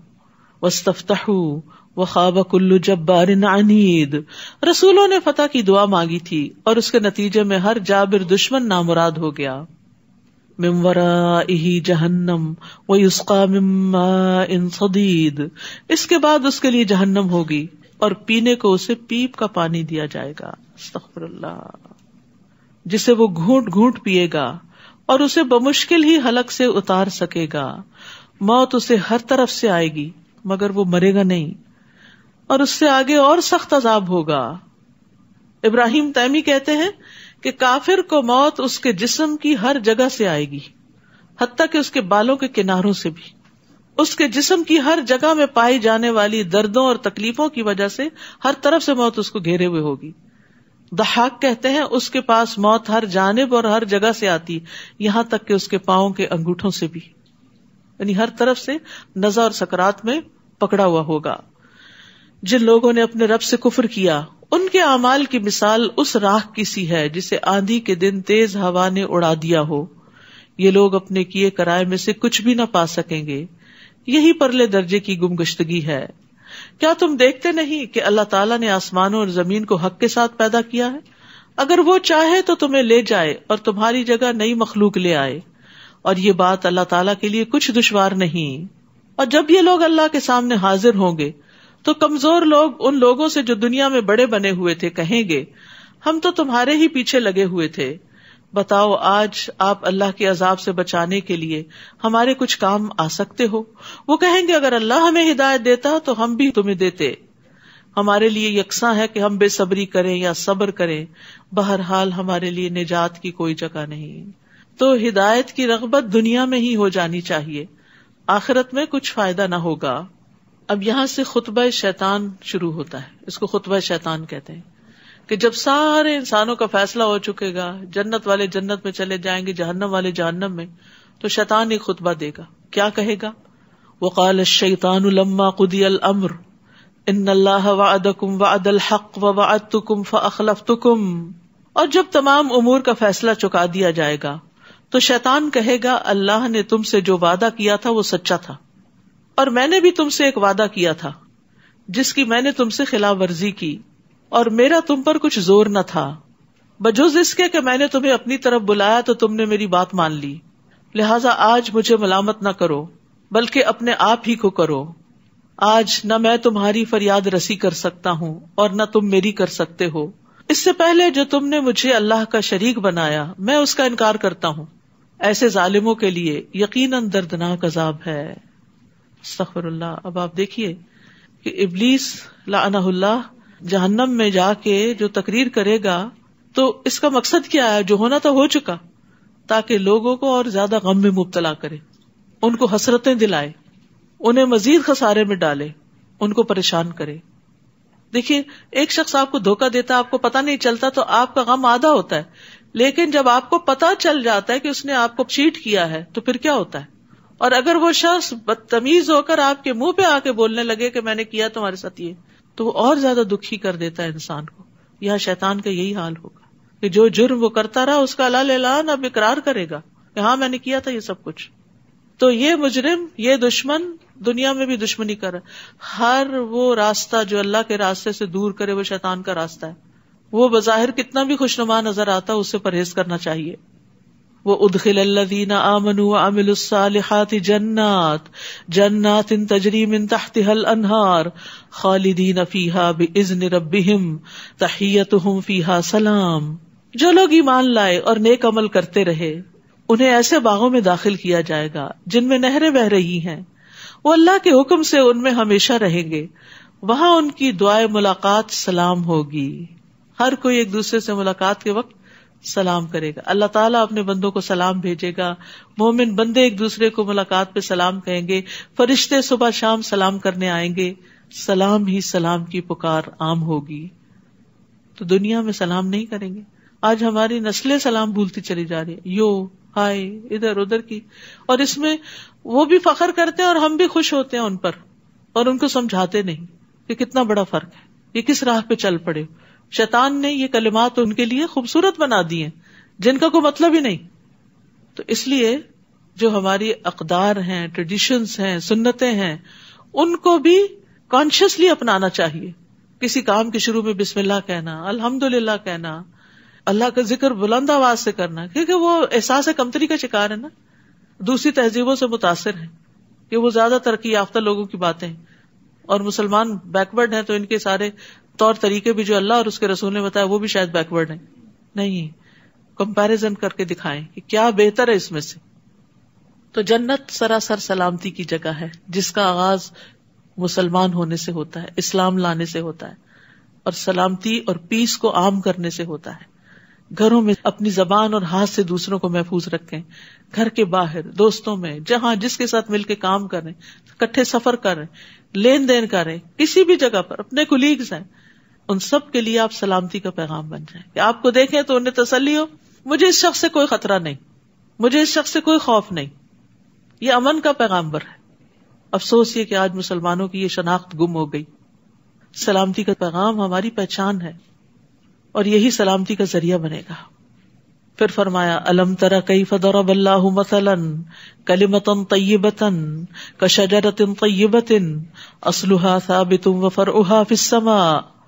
آپ دیکھتے نہیں کہ اللہ تعالیٰ نے کلمہ طیبہ یعنی توحید کی کتنی عمدہ مثال بیان کی ہے، جیسے وہ ایک پاکیزہ درخت ہو. یہ کلمہ کیا ہے؟ جیسے ایک پاکیزہ درخت، عمدہ درخت، بہترین درخت جس کی جڑ زمین میں خوب جمی ہوئی ہو اور شاخیں آسمان سے باتیں کرتی ہوں، اور پھر وہ ہر آن اپنے پھل دیتا ہو. یہ کون سا درخت ہے؟ حدیث سے پتہ چلتا ہے کہ یہ کھجور کا درخت ہے.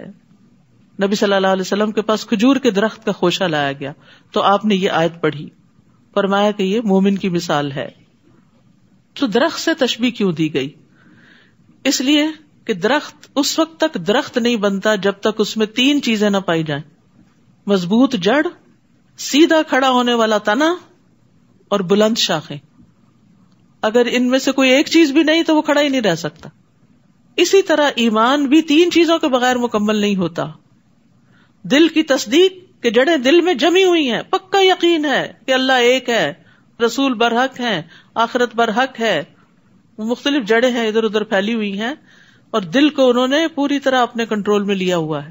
دل کہیں ادھر ادھر مائل ہی نہیں ہوتا. زبان سے اقرار، اس کا اظہار، اور جسم سے عمل. تو ایمان کے تین حصے ہیں: تصدیق، اقرار اور عمل. دل سے تصدیق، زبان سے اقرار اور جسم سے، اعضاء سے، جوارح سے عمل.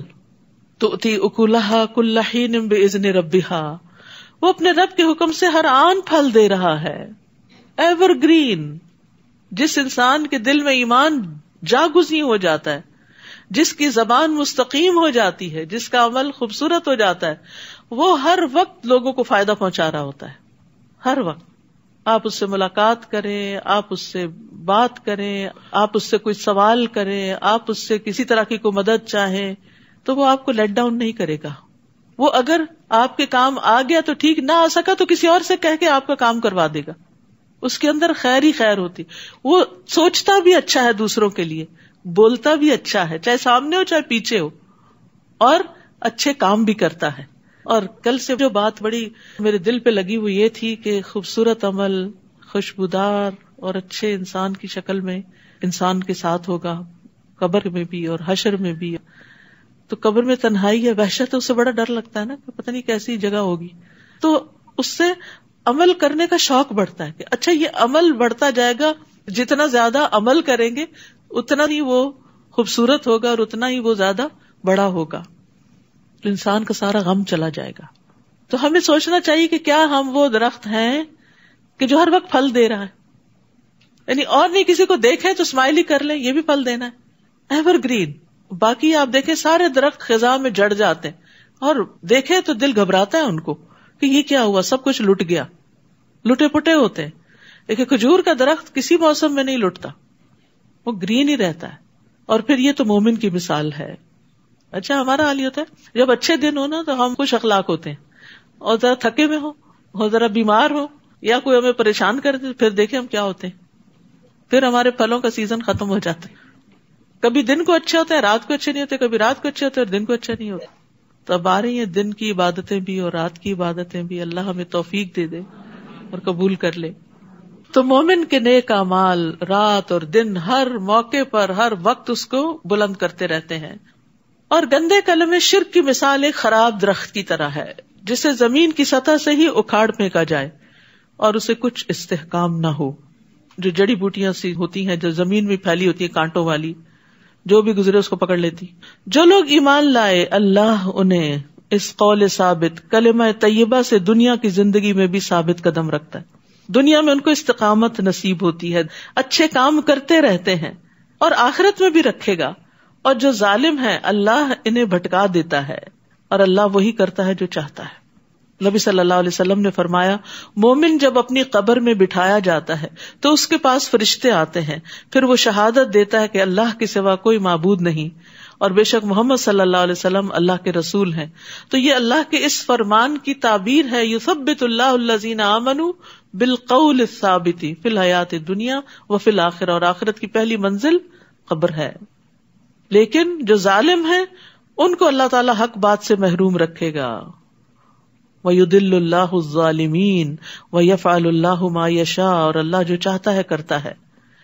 یعنی ظالموں کو ان کی قبروں میں یہ کلمہ نصیب نہیں ہوگا، وہ صحیح جواب نہیں دے سکیں گے. حدیث میں آتا ہے، طویل حدیث کا حصہ ہے، وہ آپ نے موت کا ذکر کیا اور فرمایا کافر کی روح اس کے جسم میں لوٹائی جاتی ہے، دو فرشتے اس کے پاس آتے ہیں، اسے اٹھا بٹھاتے ہیں، اس سے پوچھتے ہیں تیرا رب کون ہے؟ وہ کہتا ہاں لا ادری، مجھے نہیں پتا. پھر اس سے پوچھتے ہیں وہ کون ہے جو تمہیں مبعوث کیا گیا؟ وہ کہتا ہاں مجھے نہیں پتا. تو منادی کرنے والا آسمان سے ندا دیتا ہے. پھر دین کے بارے میں پوچھتے تو یہی جواب دیتا ہے. تو وہ آسمان سے ندا دیتا ہے کہ اس نے جھوٹ کہا، اس کے لیے آگ کا بستر بچھا دو، اسے آگ کا لباس پہنا دو اور دوزخ کی طرف دروازہ کھول دو. پھر فرمایا جہنم کی طرف سے اسے تپش اور سخت گرم ہوا آنے لگتی ہے. قبر کو تنگ کر دیا جاتا ہے یہاں تک کہ پسلیاں ایک دوسرے کے اندر گھس جاتی ہیں. پھر اس پر اندھا گنگا فرشتہ مقرر کر دیا جاتا ہے جس کے پاس لوہے کا ایسا بھاری گرز ہوتا ہے کہ اسے پہاڑ پہ مارا جائے تو پہاڑ مٹی مٹی ہو جائے. پھر وہ اس کے ساتھ ایسی چوٹ مارتا ہے جس کی آواز جنوں اور انسانوں کے علاوہ مشرق و مغرب کے درمیان کی ساری مخلوق سنتی. پھر وہ مٹی مٹی ہو جاتا ہے، ریزہ ریزہ ہو جاتا ہے. آپ نے فرمایا پھر روح لوٹائی جاتی ہے، پھر یہ پروسیس شروع ہوتا ہے. اللہ تعالیٰ ہم سب کو اس سے محفوظ رکھے. اور منافق کے ساتھ بھی یہی ہوتا ہے. کیا آپ نے ان لوگوں کی حالت پر غور نہیں کیا جنہوں نے اللہ کی نعمت یعنی ایمان کو کفر سے بدل ڈالا اور اپنی قوم کو ہلاکت کے گھر جا اتارا، جو جہنم ہے جس میں وہ داخل ہوں گے اور وہ بہت بری قیام گاہ ہے. ان لوگوں نے اللہ کے کئی ہمسر بنا ڈالے تاکہ لوگوں کو اس کی راہ سے بھٹکا دیں. آپ ان سے کہیے مزے اڑا لو، آخر تمہیں دوزخ کی طرف ہی لوٹنا ہے.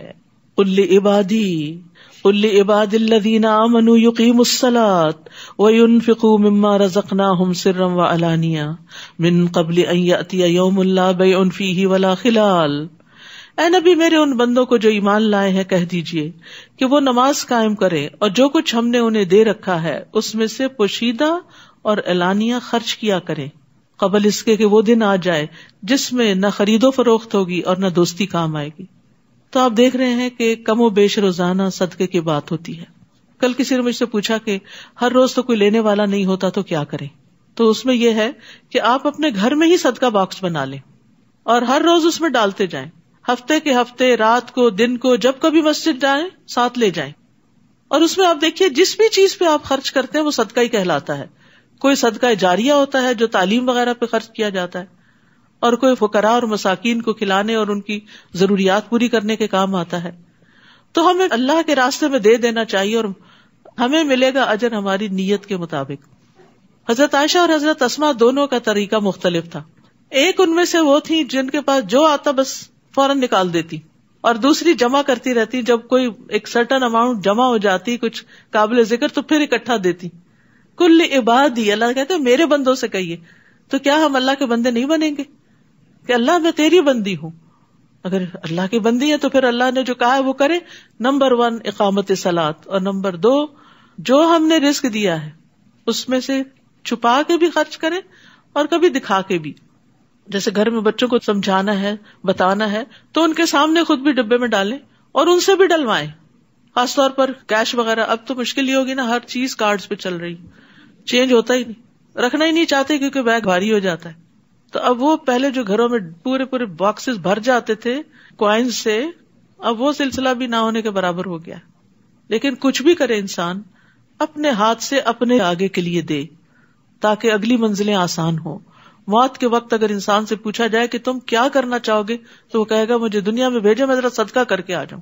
وہ یہ نہیں کہے گا میں نماز پڑھوں یا کچھ اور کروں، صدقہ کر لوں۔ اللہ وہ ہے جس نے آسمانوں اور زمین کو پیدا کیا اور آسمان سے پانی برسایا اور اس پانی سے تمہارے کھانے کو پھل پیدا کیے، نیز تمہارے لیے کشتی کو مسخر کیا کہ اس کے حکم سے سمندر میں رواں ہو، اور دریاؤں کو بھی تمہارے لیے مسخر کر دیا، اور تمہاری خاطر سورج اور چاند کو کام پہ لگا دیا جو لگاتار چل رہے ہیں، رکتے ہی نہیں، تھکتے ہی نہیں، اور رات اور دن کو بھی تمہاری خاطر کام پہ لگا دیا۔ سبحان اللہ، خود بخود رات آ جاتی ہے، ہمیں لانی نہیں پڑتی، کرٹن نیچے کرنے پڑتے ہیں لیکن رات خود ہی آ جاتی۔ اگر رات بھی لانی پڑتی سونے کے لیے تو پتہ نہیں کب لاتے اور کب اسے پھر چھوڑتے بھی ہاتھ سے۔ یہ تو شکر اللہ نے اپنے ہاتھ میں رکھا۔ اور جو کچھ بھی تم نے اللہ سے مانگا اس نے وہ تمہیں دیا، اور اگر اللہ کی نعمتیں گننا چاہو تو اس کا کبھی حساب نہ رکھ سکو گے، گن ہی نہیں سکتے، کیونکہ بہت سی تو ہمیں معلوم ہی نہیں۔ انسان تو ہے ہی بے انصاف اور ناشکرا۔ اور یاد کرو جب ابراہیم نے دعا کی تھی، اے میرے رب اس شہر مکہ کو پرامن بنا دے اور مجھے بھی اور میری اولاد کو بھی اس بات سے بچائے رکھنا کہ ہم بتوں کی پوجا کریں۔ توحید پر اس شہر کی بنیاد رکھی جا رہی ہے اور ڈر ہے شرک کا۔ ہمیں کبھی شرک سے ڈر ہی نہیں لگا اور بچوں کے لیے بھی نہیں لگتا۔ اے میرے رب ان معبودوں نے تو بہت سے لوگوں کو گمراہ کر دیا۔ وہ پچھلا ان کو یاد تھا نا جو ان کے والد اور ان کی پوری قوم کر رہی تھی، لہٰذا جس نے میری پیروی کی وہ یقیناً میرا ہے۔ باپ سے رشتہ ختم ہو چکا ہے، وہ نسبی رشتہ تھا، اب میرا کون ہے جو میرے دین پر ہوگا، اور جس نے میری نافرمانی کی سو تو معاف کرنے والا، رحم کرنے والا ہے۔ انبیاء کا اخلاق کیا ہے کہ وہ نافرمانوں کے لیے بھی دعا کرتے ہیں۔ جیسے حضرت ابو ہریرہ نے کہا کہ اے اللہ کے رسول، دوس نے نافرمانی کی ہے، تو پھر آپ نے ان کے لیے دعا کی تھی، اللہم اہد دوسا وأت بہم ربنا انی اسکنت من ذریتی بواد غیر ذی زرع عند بیتک المحرم۔ اے میرے رب میں نے اپنی اولاد کے ایک حصے کو تیرے قابل احترام گھر کے پاس ایسے میدان میں لا بسایا جہاں کوئی کھیتی نہیں۔ ہم اپنے بچوں کو کہاں سیٹل کرنا چاہتے ہیں جہاں وہ ہم سے بھی بہتر زندگی بسر کر سکے؟ اور ابراہیم علیہ السلام نے اللہ کی خاطر بچوں کو کہاں لا بٹایا؟ جہاں دنیا نہیں تھی، تاکہ وہ نماز قائم کریں۔ اے رب بعض لوگوں کے دلوں کو ان کی طرف مائل کر دے اور انہیں کھانے کو پھل مہیا کر دے۔ توقع ہے کہ یہ شکر گزار رہیں گے۔ محبتوں کی دعا بھی کی کہ لوگوں کے دل ان کی طرف مائل کر دے، اور کھانے کے لیے بھی بہترین چیز مانگی تو ربنا آتنا فی الدنیا حسنہ۔ بے شک آپ دین کے لیے قربانیاں کریں لیکن حسنہ مانگتے رہیں، یعنی کہ اپنے آپ کو مشقتوں میں ہی رکھنا پسند کریں، لیکن اللہ کی خاطر اگر قربانی کرنی پڑے، کبھی نعمتیں اور آرام چھوڑنے پڑے تو خوشی سے چھوڑ بھی دیں۔ اے رب جو کچھ ہم چھپاتے ہیں یا ظاہر کرتے ہیں تو سب کچھ جانتا ہے. زمین و آسمان میں کوئی چیز ایسی نہیں جو اللہ سے چھپی ہوئی ہو. اس اللہ کا شکر ہے جس نے مجھے بڑھاپے میں اسماعیل اور اسحاق عطا کیے. بلا شبہ میرا رب دعا سنتا ہے. رب اجعلنی مقیم الصلاۃ ومن ذریتی ربنا وتقبل دعاء ربنا اغفر لی ولوالدی وللمؤمنین یوم یقوم الحساب. اے رب مجھے بھی اور میری اولاد کو بھی نماز قائم رکھنے والا بنا. اے رب میری یہ دعا قبول فرما. اے رب مجھے اور میرے والدین اور سارے مومنوں کو اس دن معاف کر دینا جب حساب لیا جائے گا. مومنوں یہ کبھی خیال نہ کرنا کہ ظالم جو کچھ کر رہے ہیں اللہ ان سے بے خبر ہے. وہ تو انہیں اس دن کے لیے مہلت دے رہا ہے جس دن نگاہیں پھٹی کی پھٹی رہ جائیں گی. وہ یوں اپنے سر اٹھائے اور سامنے نظریں جمائے دوڑے جا رہے ہوں گے کہ ان کی نگاہیں ان کی اپنی طرف بھی نہ مڑ سکیں گی اور دل گھبراہٹ کی وجہ سے اڑے جا رہے ہوں گے. یعنی جہنم کی ہولناکی آنکھ نہ جھپکنے دے گی. شدید گھبراہٹ کی کیفیت ہوگی اور ان کے دل سمجھ سے بالا ہوں گے, شعور سے خالی ہوں گے. افئدتہم ہوا. اے نبی آپ لوگوں کو اس دن سے ڈرائیے جب عذاب انہیں آ لے گا تو اس دن ظالم کہیں گے اے ہمارے رب ہمیں تھوڑی سی مدت اور مہلت اور دے دے, ہم تیری دعوت کو قبول کریں گے, تیرے رسولوں کی پیروی کریں گے. اللہ تعالیٰ انہیں جواب دے گا کیا تم وہی لوگ نہیں ہو جو اس سے پہلے یہ قسمیں کھایا کرتے تھے کہ تمہیں کبھی زوال ہی نہیں آئے گا. یعنی نعمتیں پا کر تم اکڑ گئے تھے اور تم سمجھتے تھے یہ کبھی ٹلنے والی نہیں. حالانکہ تم ایسے لوگوں کی بستیوں میں آباد ہوئے تھے جنہوں نے اپنے آپ پر ظلم کیا تھا اور تم پر یہ بھی واضح ہو چکا تھا کہ ان سے ہم نے کیا سلوک کیا تھا اور تمہارے لیے ان کی مثالیں بھی بیان کر دی تھی. لیکن کیا ہوا, تم نے ان سے کوئی سبق نہ لیا. ان لوگوں نے حق کے خلاف خوب چالیں چلی حالانکہ ان کی چالوں کا توڑ اللہ کے پاس موجود تھا. اگرچہ ان کی چالیں ایسی خطرناک تھیں کہ ان سے پہاڑ بھی ٹل جائیں. اے نبی یہ کبھی خیال نہ کرنا کہ اللہ نے اپنے رسولوں سے جو وعدہ کیا ہے وہ اسے پورا نہ کرے گا. یقیناً وہ سب پر غالب اور انتقام لینے پہ قادر ہے. جس دن یہ زمین اور آسمان تبدیل کر دیے جائیں گے اور لوگ ایک اور زبردست اللہ کے حضور حاضر ہو جائیں گے اور اس دن آپ مجرموں کو زنجیروں میں جکڑا ہوا دیکھیں گے, قیامت کے دن بھی. اور پھر جہنم میں ان کے لبادے تار کول کے ہوں گے اور آگ ان کے چہروں کو ڈھانک رہی ہوگی. یہ سخت ترین عذاب ہے جس کی یہاں ڈسکرپشن دی جا رہی ہے. یہ اس لیے ہوگا کہ اللہ ہر شخص کو اس کے کیے کا بدلہ دے. بلا شبہ اللہ فوراً حساب چکا دینے والا ہے. ھذا بلاغ للناس, یہ قرآن لوگوں تک پہنچانے کی چیز ہے. بلاغ, تبلیغ, ابلاغ, تاکہ اس کے ذریعے انہیں ڈرایا جائے, تاکہ لوگوں کو خبردار کیا جائے کہ آئندہ بڑا سخت دن آنے والا ہے. اور اس لیے بھی کہ وہ جان لیں کہ اللہ صرف وہ ایک ہی ہے, اور اس لیے بھی کہ دانش مند لوگ اس سے سبق حاصل کریں. یہ ہے قرآن کے آنے کا مقصد کہ اس کو لوگوں تک پہنچایا جائے, اس سے لوگوں کو خبردار کیا جائے, اس سے لوگوں کو یہ بتایا جائے کہ اللہ ایک ہے, اور اس سے عقل مند لوگ نصیحت پکڑیں. تو اس لیے بہت ضروری ہے کہ ہم سب خود بھی قرآن پڑھنے والے ہوں, گھر والوں کو بھی اس طرف راغب کریں. اور الحمدللہ اب مردوں کے لیے بھی پہلی رمضان سے انشاءاللہ شام 6 سے 8 بجے تک روزانہ دورہ قرآن ہوگا, کیونکہ صبح کے وقت مرد حضرات جو ہم اپنے کاموں پہ ہوتے ہیں, تو شام کے وقت اگر وہ آ سکیں تو یہاں کیمپس میں آ کے سن لیں, نہیں تو آن لائن بھی وہ سن سکتے ہیں. اور آن لائن میں آپ alhuda.us.com پہ جائیں اور وہاں پر رمضان پروگرام کی جو آپشنز ہوں گی ان کو کلک کر کے فار مین جو ہے اس کو آپ وہ کر سکتے ہیں. یعنی آپ خود لگا دیں, گھر والے نہیں سنیں, خود لگا دیں, خود بھی کام کاج کرتے رہیں اور ان کو بھی سنواتے رہیں. اور پھر آپ دیکھیے کہ رمضان کے بعد بھی یہ سلسلہ جاری رکھیں. بچوں کے لیے ناظرہ کلاسز کا پروگرام ہے, مفتاح القرآن, اس کا فلائر آپ پیچھے سے لے سکتے ہیں. سمر پروگرام آ رہا ہے اور ہفتے میں 4 دن تجوید کا پروگرام ہوگا انشاءاللہ. تجوید, تفسیر اور اسلامک آرٹ یہ سمر پروگرام ہے. تو ڈفرینٹ پروگرامز کے فلائرز پیچھے موجود ہیں, لے جائیے, خود کے لیے بھی اور دوسروں کو بھی بتائیے کہ جو قرآن آپ نے سنا ہے اگر آپ خود نہیں سنا سکتے تو دوسروں کو راہ دکھا دیجیے تاکہ وہ بھی سن لیں. سورۃ الحجر, بسم اللہ الرحمن الرحیم, الف لام را, تلک آیات الکتاب وقرآن مبین. الف لام را, یہ اللہ کی کتاب اور اس قرآن کی آیات ہیں جو اپنے احکام واضح طور پر بیان کرنے والا ہے. اللہ ہمیں اس پر عمل کرنے والا بنا دے اور اسے دور دور تک پہنچانے والا بنا دے. وآخر دعوانا ان الحمد للہ رب العالمین. سبحانک اللہم وبحمدک اشہد ان لا الہ الا انت استغفرک واتوب الیک. السلام علیکم ورحمۃ اللہ وبرکاتہ. لا إله